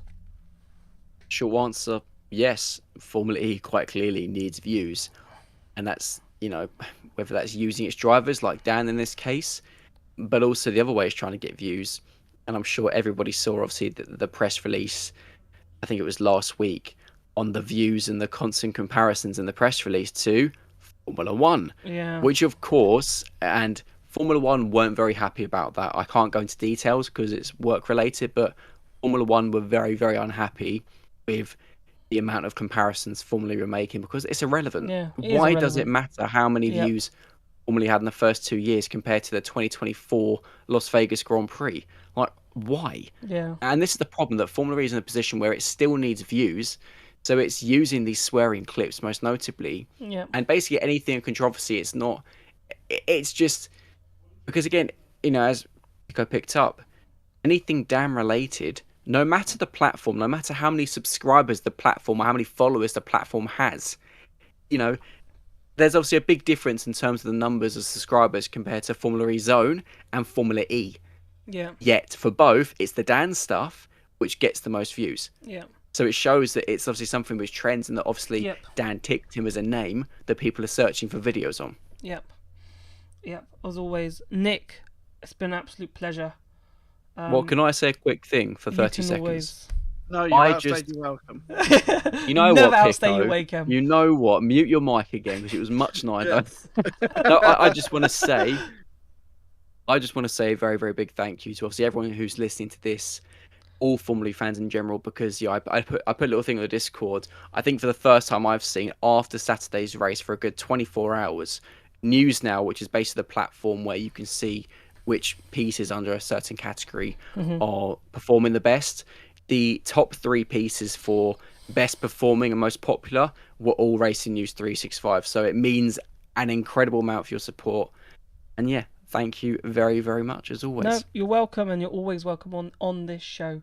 And But it's Nick at 9, so always Nick did at I get 9. my lower third? You did I get my lower always third, by get the your way? lower third. Yes. Lower third. Good stuff. I am Good working. stuff. I am No, working he on a doesn't way. always get the lower third. No, you forget sometimes. nine He times does out of sometimes 10. get late. 9 Yeah, times he out does of 10. sometimes get lazy and forget. 9 times out of 10. I am going to work on a way to try and get you on cam maybe for these Nick at 9s, but it's a Yes, as they're long enough. I am working on a way to try and get you on cam. It's just Yeah, we do I- need to sort of boost the I- sex appeal a bit. so. yeah, that's true.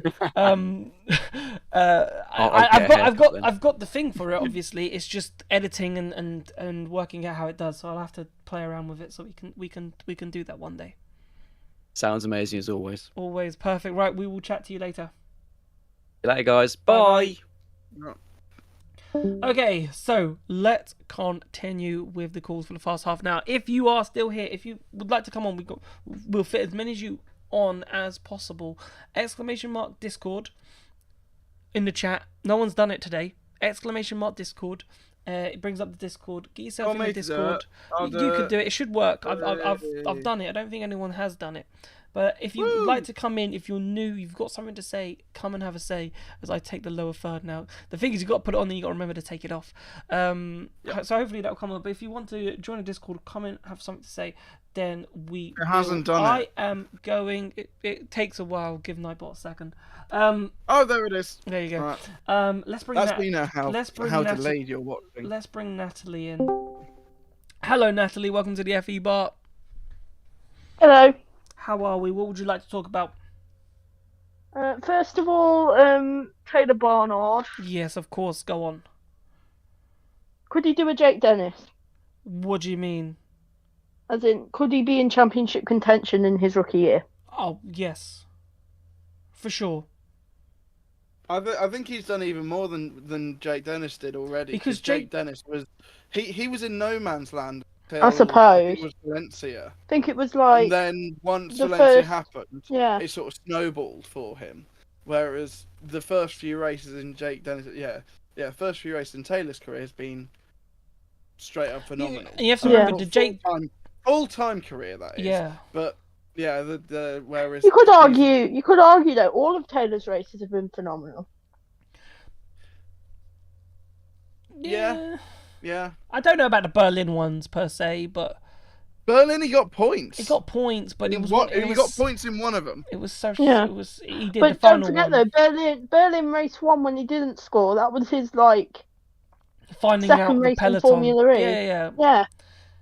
But he's gone to a new level, and the word that Nick wanted to say when is a wonder kid. If you use a Football Manager term, wonder kid, and he'll appreciate that because he is a wonder kid. I'd have to agree there. And by the way, Nick, if you're still watching, congratulations on your figures. Yeah, he's doing really well. He is doing really well. But yeah, like, do you see Taylor potentially going to F1? Do you think this series is enough to turn heads and think that F1, or do you think F1 think this is two, I don't know, different skills? We've seen Nick de Vries try and not be successful, so maybe they might not look and think that drivers can be successful from one to the other? You'd argue not with Nick de Vries' case, but Taylor came from F2 into Formula E and did really well. Arguably, the AIX car last year wasn't as strong as all the others, but if he can go from F2 to FE and perform like he's done, could he take the skills over to F1 and perform as good? Maybe, I don't know. Yeah, as we said, it's a different skill set, right? It's hard to compare. It's like comparing apple and oranges, I'd say, because it is a completely different style of racing. Although you're managing tyres more in Formula E than in Formula One. Sorry, you're managing tyres, whereas you're not really managing tyres in Formula E. So it is a different skill set. But I do think he's got the talent, and he can definitely, he's got the thing to excel, and he could be Formula E's star. He could be Formula E's Max Verstappen. Exactly.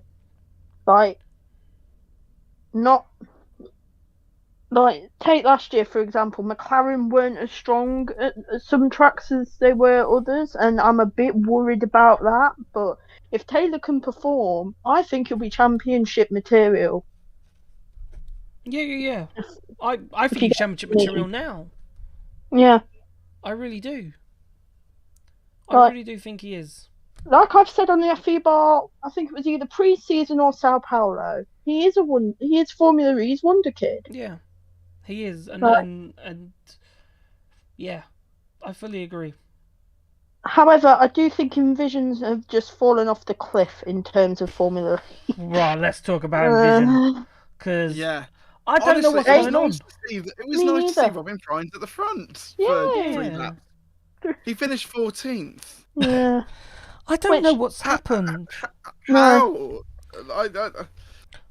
Yeah. Like, I have to go back and maybe watch, but like we interviewed Sylvan a bit earlier. It was a bit earlier in the year, but it was probably before Sao Paulo, wasn't it? Yeah. So, and they were talking about new beginnings and so forth, and they've done what they've done wrong, but they've just fallen back again. But like Nick rightfully said, the Jaguar powertrain could be rubbish now, but great in London. But the problem is, it was brilliant for Jaguar, but Envision were nowhere last season. Yeah. Right? So even with it's the team's championship curse. That's what it is. Well, the curse is Envision won the championship. They won the championship in season 9. They weren't that great last year. Jaguar won the championship last year. Arguably, the first 3 races haven't gone their way, but with Nick scoring points on Saturday, could that turn it around for Jaguar? He needed those points on Saturday. I was not prepared to come here and go, Nick Cassidy won't score until April. That wasn't he needed to score those points. And I on stand Saturday. by that. I think he's the best driver in Formula E at the moment. I know Oliver Rowland is incredible, but I think if you put Nick Cassidy in that Nissan, he'd have incredible. Won all the races potentially. And I'm You not know. saying that as a Nick Cassidy fan. I'm saying that with a I will very say, cool head. I will say it's really interesting how we bigged up Porsche in the preseason and they haven't actually won a race yet. No. No, Nissan have been brilliant, but it's Porsche are incredible. there. You can't say that Nissan have Porsche aren't knocked it there out of the though. park. No, you They are can't there. stop They them. just need to get their act Costa was together. the dominant championship leader coming into Jeddah this weekend. Yeah. It's just the fact that they haven't won a race yet. No. That's staggering.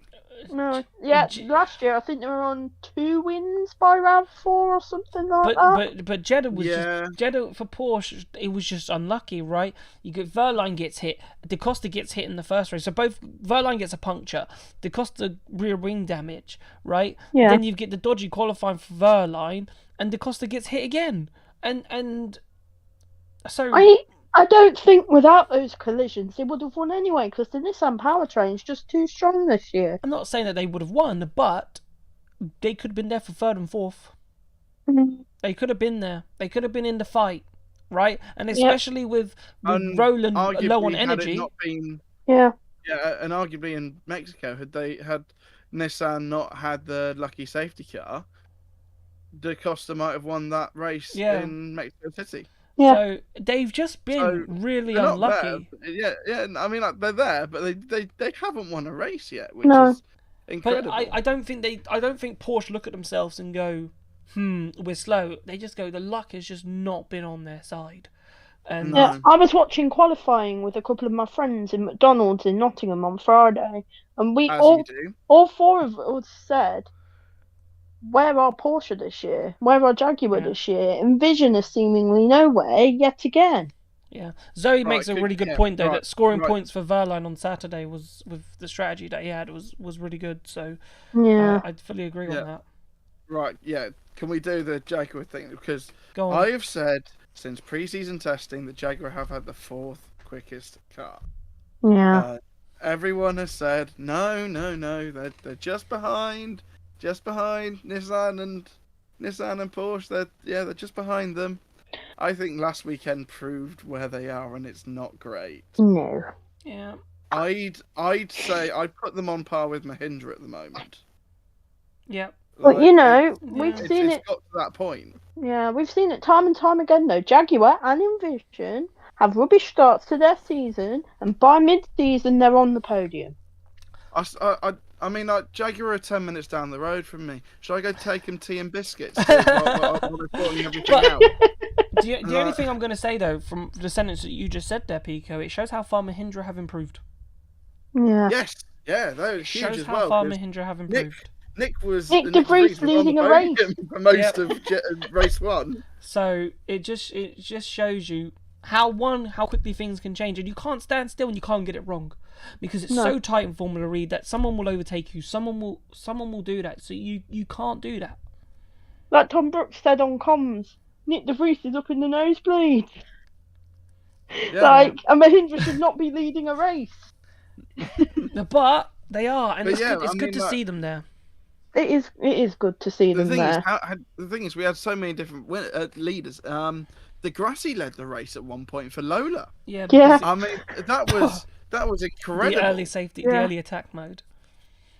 And But yeah. I'm fairly certain Lola Yamaha put it on their socials, a screenshot of him in the lead, and just like put it in the Louvre or something like that. Like, Indeed. Yeah. Because Indeed. it was Yeah. and that's the product of because that was the Saturday race, weren't it? Think so, yeah. Yeah, and so the grassy early attack mode. yeah, the Saturday race had it was completely wild. Yeah. But it was also quite nice to see it. I mean, even though I'm an advocate for stopping peloton races, Yeah. it was nice to see. Like Freins led a few laps, and then And you know what? As faded an Envision towards the end of the fan, race, seeing we him, thought Cass was going to fade as well. Me and Josh Yeah. and Con. But yeah. you know, seeing Nick finishing the points. Yeah, it's P5, but you know, it made me smile on Saturday, because I knew this was the kickstart to next season that he needed. Yeah. And also, and his reward a 2-month break. Yep. Yay! Indeed. He Right. gets that kickstart, and then he does nothing. And then, Nothing. Just sit in the simulator. hopefully- Like everyone else. Right, Natalie, we've One got more- to call one it more. there. Yeah. Yeah, One more point on pit boost before I go. Yep. I think with pit boost and attack mode, the two of them separately, What do I you think mean? that's going to have a massive strategical play in how this season's going to pan out. Like whose strategy What do you mean is by correct. separately? Do you mean having attack mode in one race and pit boost in the Yes. other race? Or- Nah, I No, liked it. yes. I liked it I- with it. I think I'd the like attack... to. Like, I'd Gunther's like to win see wouldn't how have that plays happened. out. Gunther's win wouldn't No, have no, happened without attack but- mode. But I'd like to see how that would play out. Yeah. Nah, I think it needs I'd the be attack mode. intrigued. I'm gonna I'd be I'm gonna intrigued to disagree on that one. see how. Yeah. But you know, No. If- I'd be for that. See how it goes. yeah. Fair enough. If pit boost works, then I think they're planning on doing this anyway next season. But if pit boost works, implement it in every race. Yeah, I think that's the plan. But I 'Cause it don't just- know. it- Knowing Formula E, there's no plan. They so- won't. No. So there's no plan with But Formula E. it just adds that extra strategical They might surprise if one team gets it right. But I think single headers It's should have yeah. pit boost, but they might do the switch with the double where it's one of each. So Yeah. but we'll see what happens. But Natalie, thank you so much for coming on. You're welcome. So that's Natalie. Let's get In terms of plan, we have no plan. In terms of plan, we have no plan, and that's why we're getting Chris in. Uh, just cherry picking names. Chris, welcome to the FE Bar. How are you?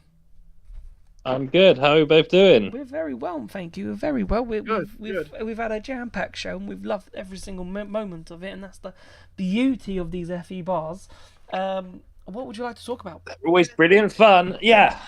Well, do you want to talk positive or negative? Let's go. Hit us with the negative, and then we'll end on the positive. Go on. Out of eight chances, Jag have only had 2 cars score. So I have 8 chances, only 2 cars. So they've had Yeah. Yes. over the course of the So, season. both, Yep. both of which were. Oh yeah, no, yeah. Well, Evans yeah. and Cassidy. Yeah. Cassidy and then Evans. Cassidy on Yeah. Saturday and then Evans in. Yeah. I mean, what is going on? I know we touched on it earlier, but what is going on? Yeah, I'm not sure if you tuned in know. 30 minutes ago, but Nick was saying something about the balance. Yeah, I was. Yeah, I Yeah. was. I did hear about that. It just shows you can't stand still, and that they're missing out. Cassidy and Evans missing out on those drivers' titles are now huge because, yes, Nick's right that they can catch up, but by then it's too late for a driver's title. And then you're waiting for next season, but then you don't know the step forward, and you're not the dominant powertrain. So, for them they've missed their opportunity to win a championship, and now they're fighting to try and salvage something for this season. Yeah. Well, I'd say is we've had we've had 4 fast tracks, Yes. and recently Jag have been better on the slower tracks. Yeah. So Is Mexico a track? I'd say so. I'd say apart from the run to turn 1, What? it's not. 19 round the back. I'd say you got a slow stadium section and maybe a slow combination 4, 5, 6. I think it's a bit of a mix. I think it's a bit of a mixture, Mexico. And Give Mexico a mixture. you've got the sort of you've got the little tail bit Yeah. that comes out at the top. Then you go into a chicane, then you go into the stadium section, and then you've just got the run to turn 1 again. Yeah, but I'd say, yeah. that's still quite fast Formula E when you compare it to like Tokyo, London. Yeah, I mean, Berlin. my nan's Zimmer frame is quicker than London. That's true. That's true. Don't diss London. I love London. I love London as well, but it's it's Look, London is our Monaco. Am I wrong? London is our Monaco, and Yeah. I'll stand by that statement. Yeah. But yeah, I'd say I know a lot of people who've been pushing obviously the Nissan. They think they're going to run away with it. We've had 4. Jack's going to disagree with me. We've had 4 fast circuits. I wonder what it's going to be like when we hit Tokyo, when we hit Berlin, when we hit London, when we hit Jakarta. The thing is, I would have said Berlin the is problem- a quick circuit because you've got the long straights. Or But you've got 4 or 5 Berlin long is straights. fairly quick, but then you've got the heavy braking zones. But Yeah. the final sector's quite quick in Berlin.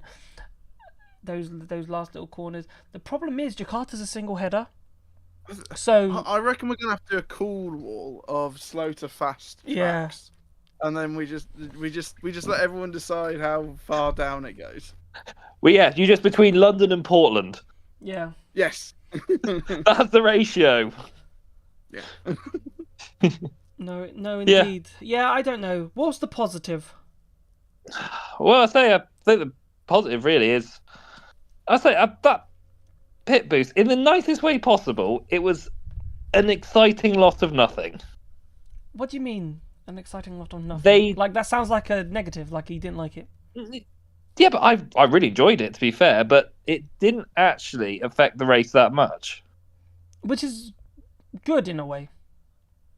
Good in a way, yeah. I No. I agree. Like it didn't affect the race negatively, so that's good, right? So we didn't have pit boost charges failing, so positive, right? Because Yeah. you know, if it failed and you know We did Roland, have the problem with Dennis, didn't we? There was a problem with Dennis, and Jake said that it was connected with the pit boost.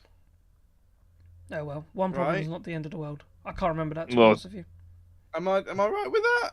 I think that's why he retired. I'm pretty sure in the first race he had pit boost Yeah, he issues. retired in the first race because there was an issue because of the pit boost charging. Because Yeah. apparently it happened in Madrid as well, or something. Well, He's somebody I feel for as well, but that's another the topic. thing is, okay, one is a bit of an issue, but it wasn't multiple, and Dennis wasn't fighting for anything. So apart from maybe some back end he points, was. so He was down in the teens. yeah, on so he wasn't on fighting for anything. So Friday race. so you kind of get away with it when you're not fighting for anything. I think it was. But I think, I honestly thought pit boost was good. yeah, I was gonna say it was very exciting, but if you actually have a look at the top 8, if you ignore the 3 that had issues, which is obviously Mitch and Pascal, their incident, Yeah. and then take out Ticton with obviously his issues with the pit boost, they ended up in the same order they qualified. Yep. Is qualifying going to matter in a pit boost race? I think yes, which is good. That's what I mean. That's why I'm saying it's a positive. It's exciting lot of nothing, but that's not what normally happens in Formula E. The exciting No. lot of nothing. I know. I get your point. Like there was some positional changes, but this is why I like the attack mode side of things, because the attack mode brought Gunther back, right?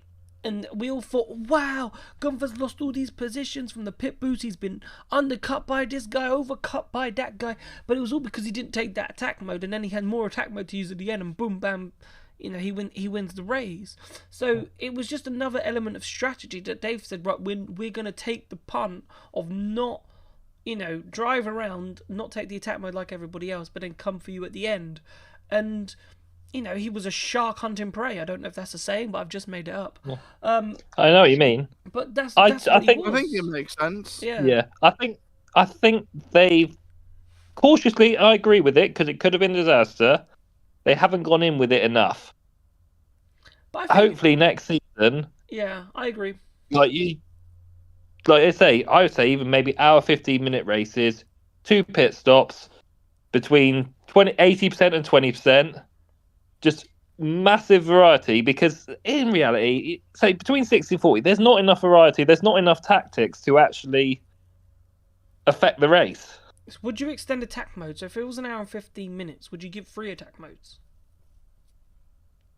Well, that's a question. Because then you've only got 2 attack modes for that sort of time, and then because I feel like the attack mode of 8 minutes in a 45-minute race works quite well. But then if you add an extra half hour, I feel like you need another attack mode, maybe 2 longer ones. or maybe 2 longer ones. That's did an that in idea. London. They did that in London one year. Yeah, where they had gave 8 attack modes minutes. last 8 minutes each. Yeah, 8 minutes. Yeah. Each. Yeah, let's say that probably, and hopefully, I say looking at pit boost, I know I said it's an exciting lot of nothing because it didn't do anything, because I don't think they committed to it enough. If they commit to it more,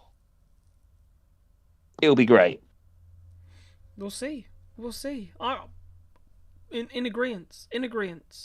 But I've got to let you go, Chris, because we're running out of time. Yeah, no worries. I will say I completely agree that they do need to increase the length of races. But let's get let's get through this season first. Let's get through this season first. Know that it works. We're happy with it, so then we can decide what we want to do for it for next season. I think that's the best. Agreed. Yes. Yeah. 100%. Right. Chris, thank you so much for coming on and waiting in the waiting room for the whole pretty much time. No worries at all. We'll speak to you soon. Speak to you later. Cheers. Cheers, bye. Cheers. Right, I'm going to get Connor in, and then we'll end with Nikki. Normally we start with Nikki, but today we're ending with Nikki. Connor! Lord, I've been swiped. Oh, no, Hello. Connor. I've been swiped. Hello, how is it? How are you two? Hello, we're very well, very well. Good. What would you like to talk about? I don't know. I think I've got one thing that we've been talking about quite a lot in the waiting room. Go on. One man in particular. Go on. So there's a lot of people to talk about this weekend. We've got Taylor Barnard doing heroics. We've got Dan Tickton doing more heroics on the radio. Yep. You've got Ollie Rowland leading the championship. You've got Max Gunter winning a race. But I want to talk about someone who I think is not underappreciated, but I think has gone maybe slightly under the radar this weekend. And that's one Mr. Samuel Bird. Oh, okay. Go on. Which might be a bit out of the blue, but we have been talking a lot about him a lot in the waiting. I had him down as. I am not surprised that Nikki and Natalie have been talking a lot about Sam Bird. Yeah, right. So why was Sam Bird the underrated driver? Because I can't really tell you what happened in his race. I don't want to say underrated. I just think it was kind of he kind of went under the radar. Yep. You see, in race 1, he obviously had that incident at turn 1. Yep. And I think he was like 18th after the rest of lap 1 happened in race 1. Yep. With the car going airborne and drive through penalties for whatever. He was like 18th. Yep. And he sort of very slowly made his way up the field and finished in the points. Yep. And then in race 2, he obviously qualified a bit better and he didn't spin. Yep. But he got damage on lap 1. Yep. And then he sort of kept that damage for a little bit and then he pit. And I don't remember exactly where he finished. He did pit. He did pit eventually. I don't remember. I think he finished in the points again in race 2. And I know there was like a very short safety car. But I think Sam Bird is sort of the definition of the unlucky driver in Formula E in general.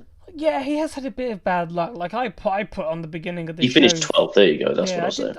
I wasn't sure he finished points. Yeah, but He did also have, so Saturday race he was running in the points and had a 5-second penalty. Yes, he finished. You're 18. right. He finished in the points. He finished 9th, and then he got the 5-second penalty. You're 100% correct.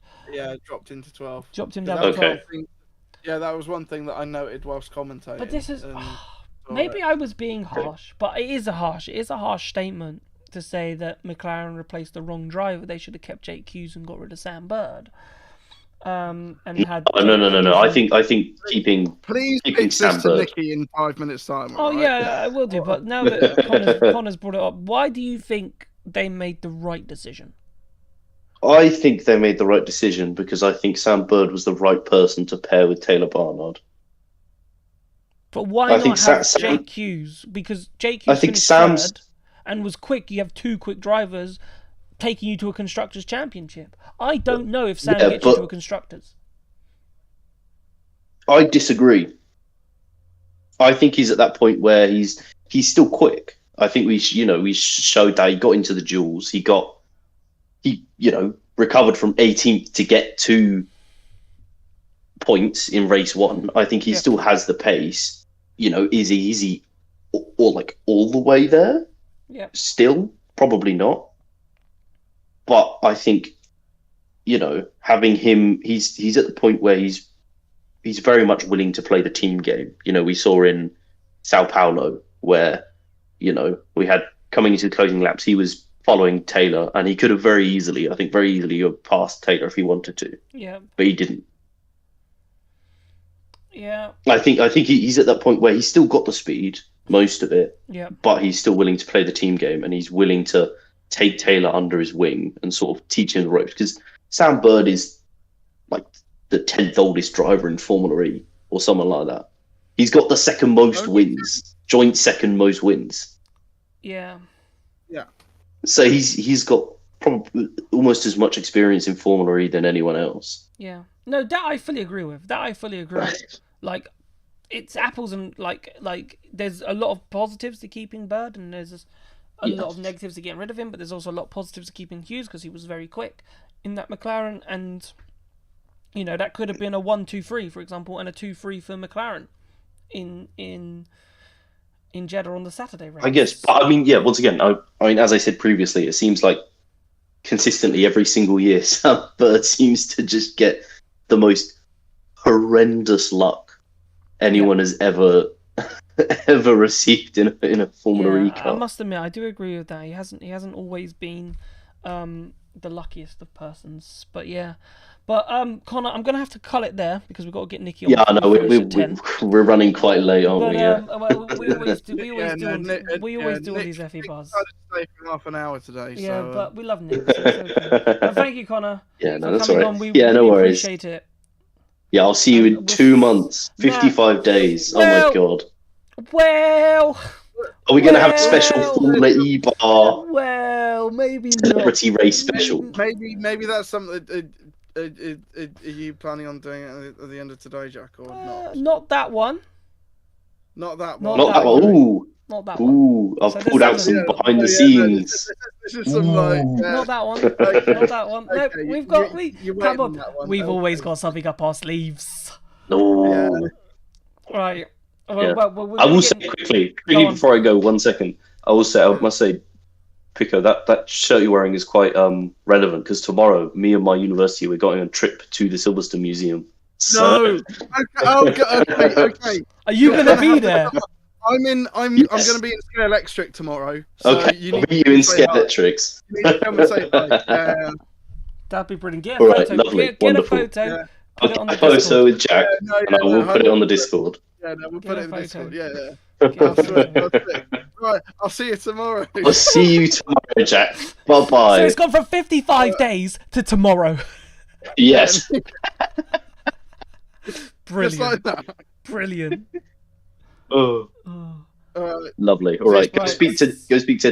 I forget what her name is. Oh no. Thank you, Nicky. Thank you. Bye bye. Go speak to the McLaren fan. Bye bye. Cheers, right. And we'll get that in the McLaren fan in. Nicky. Yeah. Welcome to the FE bar. How are you? Hi, Harry. I'm very happy this weekend. Thank you very much. Yeah, I'm very glad. Talk to me about McLaren because I'm sure that's what you want to talk about. I do not have nothing to rant about. I am super happy for our super rookie, if we now can call him that after the weekend that Taylor had, and the Nissan powertrain generally. Yeah, they're doing brilliant, right? The Nissan powertrain's there. McLaren have got it. This is their chance. To go and potentially win a couple of races. I just wish that Sam stops getting the bad luck. Yeah. No, I agree. It'd be nice to see him up there. And I know, even though I'm trying to kick him out of that seat, I know hand on heart that Sam Bird is good enough to challenge for a race win this season. Yeah. Actually, he did it last season, didn't he?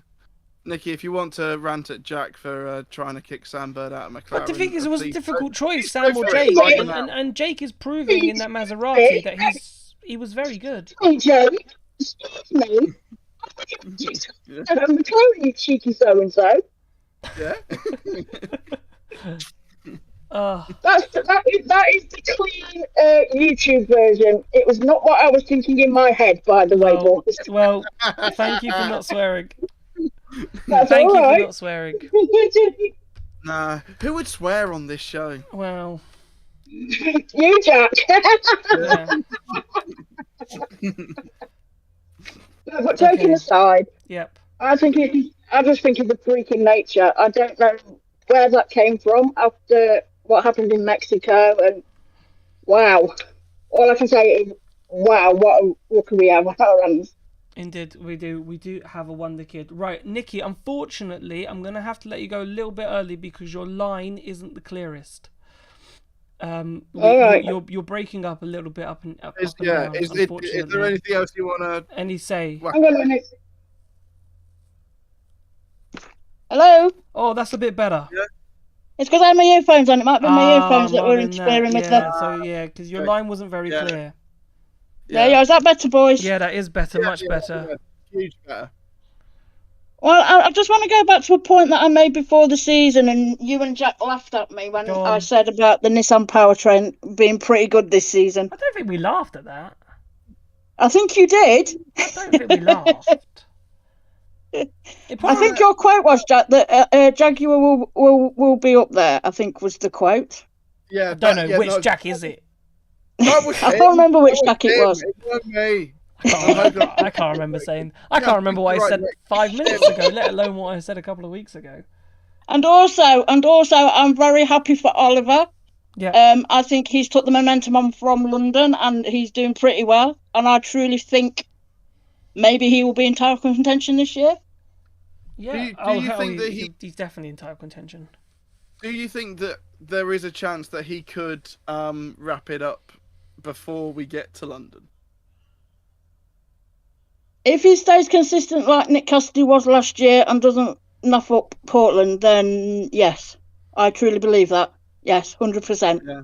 Perfect. Yeah. I think thankfully for Nick, we're not going to Portland this year. So. Yeah. No, but you know what I mean. The race, the race before London. Yeah. I think it's Jakarta this year, isn't it? Berlin. Or Berlin. It's Berlin. Berlin is in July. July. Yep. Early July. I'm not being funny to Pascal because I like Pascal. I like all the other people on the track, but I would love another Briton to be champion, and I truly believe that Oliver deserves it.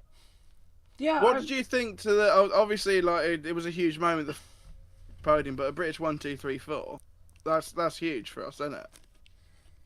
I just can't believe the whole weekend. I'm still on cloud number 9 because of Taylor. I think the whole pit charge, whatever you want to call it, pit stops were good. I'm still like you, Jack, unsure about the second race because of the way the peloton is, and you know that I don't like it either. Yeah. But we won't go on to that conversation. You know my thoughts on that. I think the pit stops for me personally made the race very interesting. Yeah. And if anything, for me personally, I'd have if I was in Formula E and I had a chance to put everything on the calendar, I'd do the whole series as double headers and have pit stops instead of attack mode. Maybe that's how I would work it personally. Because do people want to get rid of attack mode? I don't know. You know what I mean? Yeah, no, this is. I mean, obviously, obviously we had Natalie on earlier, and she said maybe one race just for attack mode, maybe one race for pit boost. Is that something that you agree on? But then, having said that, to be fair, with the attack mode, it made it more interesting. To be fair, that's why. That's why. With the attack mode and the pit boost. Yeah, I think this season, I think we're finally seeing what attack mode was meant to be. Yeah, 100%. We've had attack mode for a good few years now. I think we've had it since Fan Boost. Yeah. Was it Fan Boost when Fan Boost stopped? Wasn't it? We've had attack mode. Yeah, pretty much season 5. Season 5. Season 5. It's what 6 years. In Gen 2, and the thing is, especially the last couple of years, people were taking the attack mode to sort of get rid of it. Now we're seeing it as what it was intended to be, for strategy. To strategically get past people. And make it but you got to do it at the right time to gain positions or you lose positions. So basically it's like a pit stop in Formula 1, for example. It's helped, like in Formula 1 it's used for pretty much the same thing to gain an advantage to your competitors or keep a place and blah blah blah. Okay, this was the first one. Let's see how it develops. I'm looking forward to going to London and seeing it actually in a race. Yeah. Do you know what I mean? Because I go to London every year, and I think it would be pretty interesting to see the pit stops live. So, have you got a ticket already for London? Yes. Yeah. So, are you sitting in the grandstand opposite the pit lane? You know where the technical area is. Yes. Yeah. In that stop there. You're going to see it with your own eyes, which is going to be incredible. Yes. But basically, yes. So At least, Nice. at least Cyril Bray in chat agrees with me. She said, "I'm confused too." Am is keeping me in this. I think attack mode is keeping me in this, and so attack mode, they like attack mode, so that's pretty cool. Right, but Nikki, we're gonna end it there because we've got one or two announcements to make, and then we've got a little bit of we got a little bonus footage. We're gonna end the show here. We're gonna end with the bonus footage, and then when the bonus footage ends, the show will end. So this is me and Pico pretty much saying goodbye at this point, and thank you so much for coming on. We've had an absolutely great time. Staying on. It's still Jack and Jack. It's just not me. Yeah, Jack. it's just we're gonna. I've got bonus coverage with Motorsport Week. It's the better looking one. Yeah, Jack Smith from Motorsport Week. I chatted with him earlier. Yeah, that was a bit quick. Oh wow, okay. I agree. But anyway, anyway, time. But yeah, thank you so much for watching. Remember, if you haven't already, !Discord. The conversation with Motorsport Week's Jack Smith. We talk about obviously pit boos. We talk about Dan Ticktum and a little bit on Taylor Barnard. So if you're interested in that, please stick around and listen to that little bit of bonus coverage announcement. So we're not going to take a 2-month break of the FE bar because it's not in our best interest either to do that. So we brought the quizzes. So we're going to do maybe 2 quizzes, one maybe end Feb, and then one in March.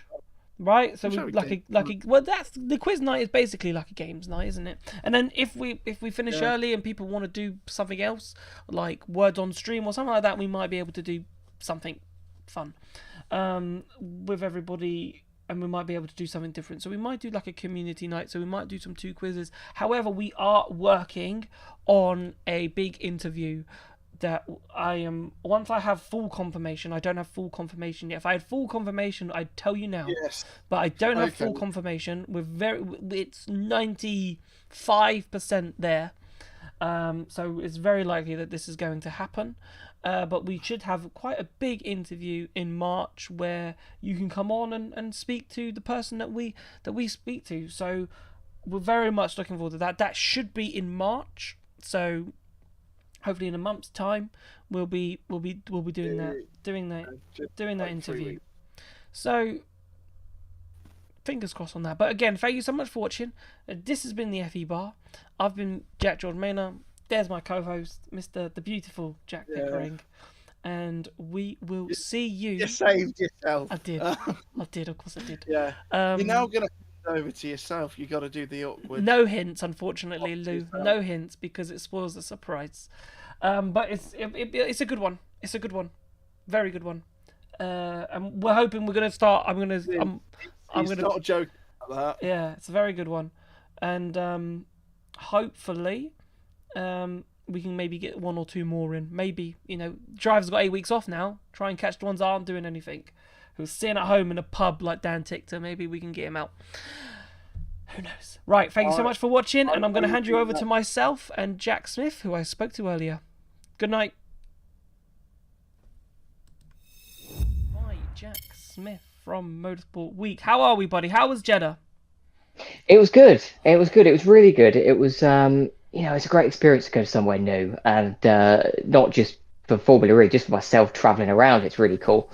But yeah, no, it was a great experience, and I think ultimately a successful Eprix weekend. I think it made a very good debut on the calendar. I do think Saudi Arabia do put on the best Formula E races. I think it helps because it's in the night, so you get the drone shows, you get all of that. So I think it does create a sort of a nice atmosphere for Formula E, and I do think it does do the event well. Yeah, no, I think so. I think they put on a good show, and I think for many, including myself, that maybe doubted the how good this track was going to be. I think it ended up being a bit of a success. Yeah, pretty much. Ultimately, like not 100%. I think in places they can tweak the track a bit more to make it better, but I think ultimately it was a good one.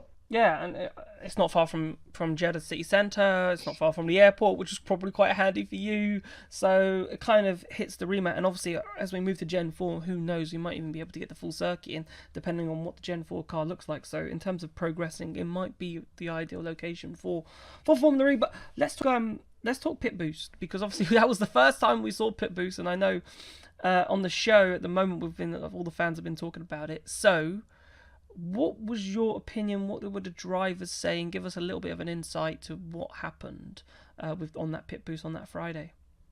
I'm not sure exactly how they feel now it's over. A lot of them were really kind of hyping it up, or to some extent they were hyping it up, because I think they were excited to finally actually get to put it into use. I think from a broadcast point of view, it worked quite well. You know, a driver sat twiddling his thumbs for 30 seconds could be a bit boring, but I think that worked from that point of view as well. It threw up, it threw something up. I think we saw some teams executed it pretty well, some not so well. But that's all part and parcel of the game. You know, they've people that didn't make a good job of it can improve. But I think from a strategic point of view, it was a nice addition. I think any naysayers for it might have to wait for a few more rounds to see exactly what it's going to be like. We need to see what it's like in Monaco, where it's coming up next. We need to see what it's going to be like in places like Berlin and Tokyo. We'll see it slightly differently, I'm sure, but I think it was a nice debut. Nothing went particularly wrong, so that's one thing they could be proud of. Yeah, for sure. Like for me, it was I enjoyed it. I really enjoyed it. I thought it looked like a normal race compared to the Peloton style race that we've grown accustomed to seeing. It looked like a race, and I know a lot of people saying, oh, it was a bit confusing and people dropping back, but I was like, it's no different to a Formula 1 race where sometimes people drop back during the pack and then eventually they're in a net fourth, and you just have to wait for all the pit stops to sort of go round, and then you know where they are. So I think if you're a veteran to motorsport and you've been watching motorsport for a long time, I don't think it was actually that confusing whatsoever. And I think the good news is that the track was long enough. So everyone was obviously worried about people going a lap down, but the track was long enough for you not to go a lap down, especially if you were peeing at the front. So that was good. So there was no lap traffic. So it'd be interesting to see what happens at some of the smaller tracks. But I think most Formula E tracks are large enough. So maybe that Berlin one, if you're 20 seconds off the lead, for example, going into a pit stop, that might be a bit precarious. But I thought it was a good day. But you're right. You're completely right about people learning. And obviously, Kiro had to do a little bit of learning. And that's where we decided that we want to talk about Dan Ticktum here. And I think that's a good segue, because I feel for Dan, because he gets a lot of hate. And I feel like the hate is undeserved. Because, and I've made a point in this in the show today as well, like, for me, when you're in the cockpit, what you say shouldn't be taken into account. Adrenaline is high, and those types of things. And obviously they had to reset the car, as you know, and you maybe found out a little bit more information on that. But I think it's just harsh to go, oh, look, it's Dan Ticktum, he's doing that thing again. If that was me in the car, I'd probably be the same as Dan. So, like, I can't look at Dan and go, well, what a terrible person. I'm like, I'd be the same. Yeah, do you know what? It's funny. I was scrolling through TikTok yesterday, and the videos of Ticktum's radio broadcasts were coming up. And depending on who uploaded it, you could see the people that commenting were either Formula E fans or they weren't. The people that weren't, but know about Ticktum, just buy into the misconception that he is this incredibly angry man who's like that all the time. And unfortunately, he sort of stuck with that label because he was, maybe a bit more like that in his younger days. Whereas now, as you say, he's just saying things that I think most drivers would say in that situation. I think in that respect, he's a slightly misunderstood character. Yes, he's a little bit gobbier than other ones are, but he's just expressing exactly what the rest of them feel. And I think the probably additional bit of frustration is the fact that he was actually on for points as well, that's what I was which come at a premium for him in his career, because he's not scored that many in Formula E, because he has frankly driven pretty Terrible. pretty dog cars all the way through his Formula E career, and now he's actually got a half decent one. It's even more annoying when something goes wrong. Hence why in race 2, I'm sure he was a little bit happier to have actually got some points on the board. Yeah, indeed. I agree. And I think that he's ultimately, my experience of dealing with him as a journalist, he's actually quite a chipper guy. He's pretty affable most of the time, and I think this year again, it's as he said actually to me on media day, and as he said, as their team principal said to me a couple of weeks ago, it's a year for him and for them to finally prove themselves. And I think maybe that's putting a bit of added pressure on him and all of them. But yeah, I think ultimately he's a misunderstood character, and I think that the fact that he actually has a lot of fans in Formula E tells you that he's not the people that non-endemic motorsport fans think he is. He wants to win, right? And you can see his sort of drive and passion to win.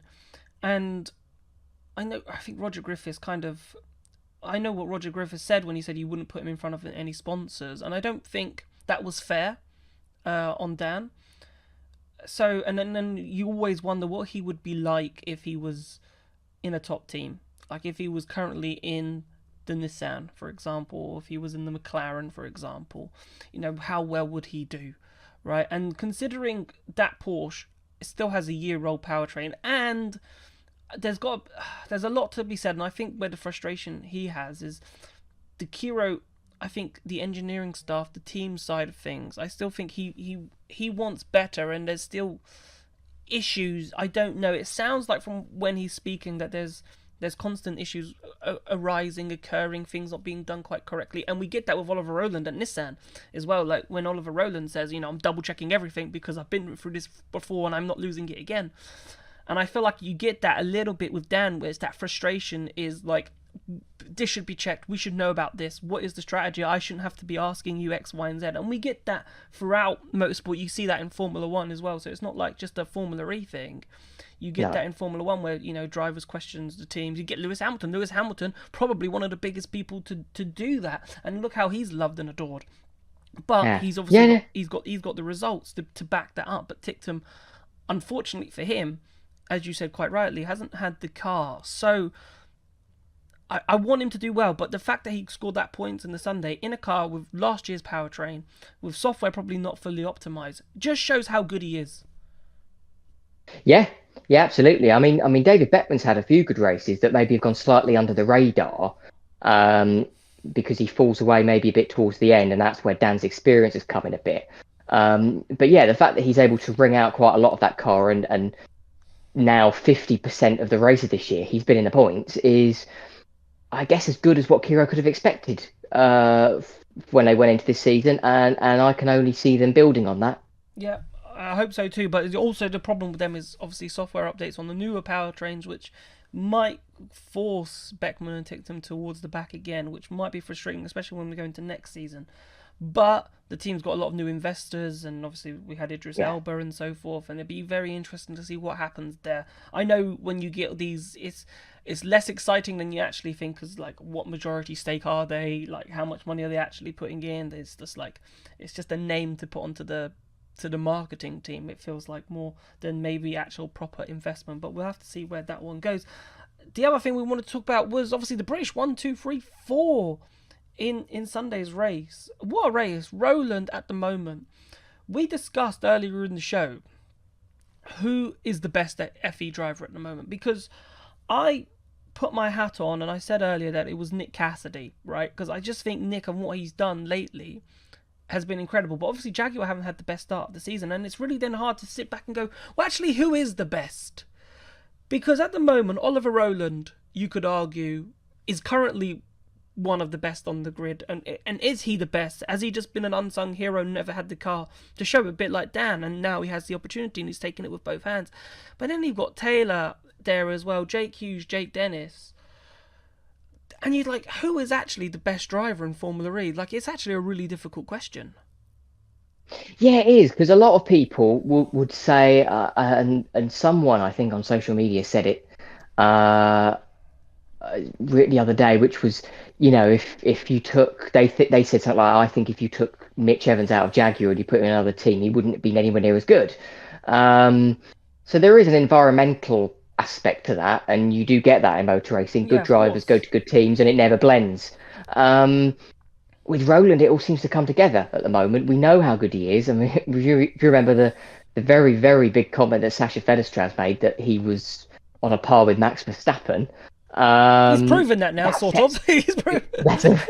that sets a really high bar, doesn't it? But I think that Roland is the thing is Formula E is full of good drivers, and I think a lot of the Yes. time they don't get the credit they deserve because it's not Formula One.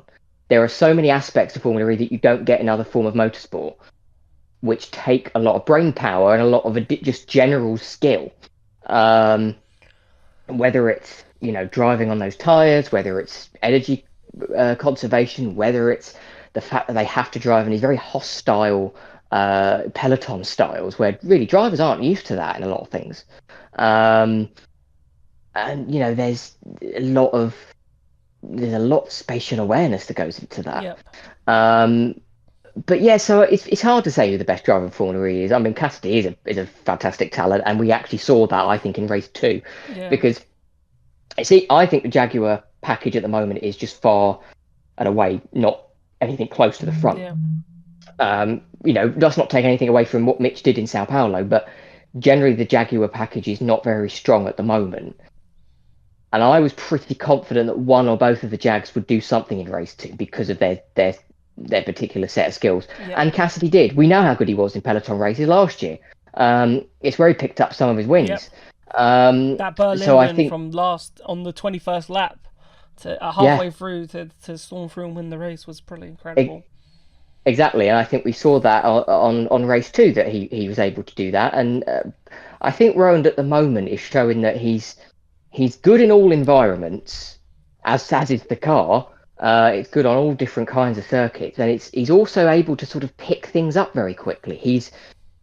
He's gone into Gen 3, missed half of the first season of Gen 3 pretty much, came back, got P4 in the championship. Now he's P1 in this, with the same amount of wins, I think, that he already had over the entirety of season 10. Yep. And frankly, he's a little bit unlucky. He didn't win them all. Yeah. He was one lap, he was like he was a chicane away from winning race 1. And Nissan had the overpower glitches in Sao Paulo, which affected all of them. And he was so on he course could to have win 4 that out of one. 4. So yeah. He could have had 4 out of 4. So I think he's definitely one of the best at the moment. And Taylor Barnard perhaps is, I would say, one of the best young British motorsport prospects we've got at the minute. Yeah, that was the interesting thing. The other thing that we've talked about, just to wrap up the show and wrap up the segment, in terms of drivers getting to Formula One. Now, obviously, there's a lot more factors involved, but Oliver Rowland, I think, has shown consistently that maybe he could jump in a Formula One car and it could work. And there's a lot of talk right now about Taylor Barnard, obviously him being this young, and if he can go on and prove and become a champion or start winning races in that McLaren, like, does he start getting some FP1 appearances with McLaren over the course of the season, just to see how actually good he is, and could this be the step up? Now, I know with Formula E we kind of want to create our own stars and not send them to Formula One, but we can't kid ourselves that drivers might, teams might have a look at Formula E drivers, and especially with, as you said, the brain capacity that you need for Formula One. If you can show that brain capacity in Formula E, then who knows? But do you think it's a totally different skill set? Like, because that's the only thing that might, scupper Taylor Barnard and Oliver Rowland, is that, yeah, they're really great Formula E drivers, but put them in the Formula One car, it's just a completely different skill set. Therefore, they might struggle and not show. And maybe that's what we saw a little tiny bit with Nick de Vries, you could argue, in the Williams, even though he did show some, glimmers of hope that maybe that those skill sets won't work if they were to move from Formula E to F1 or something like that.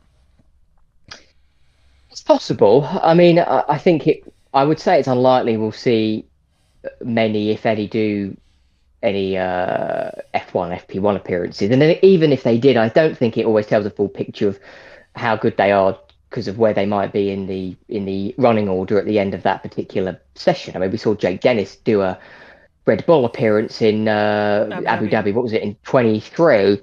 Yep. He wasn't particularly high up the field, but again, that doesn't give you an indication of what he can and can't do. But I think you're absolutely right, and I'd already touched on it, that Formula E drivers have a particular set of skills which doesn't need to be translated into Formula One.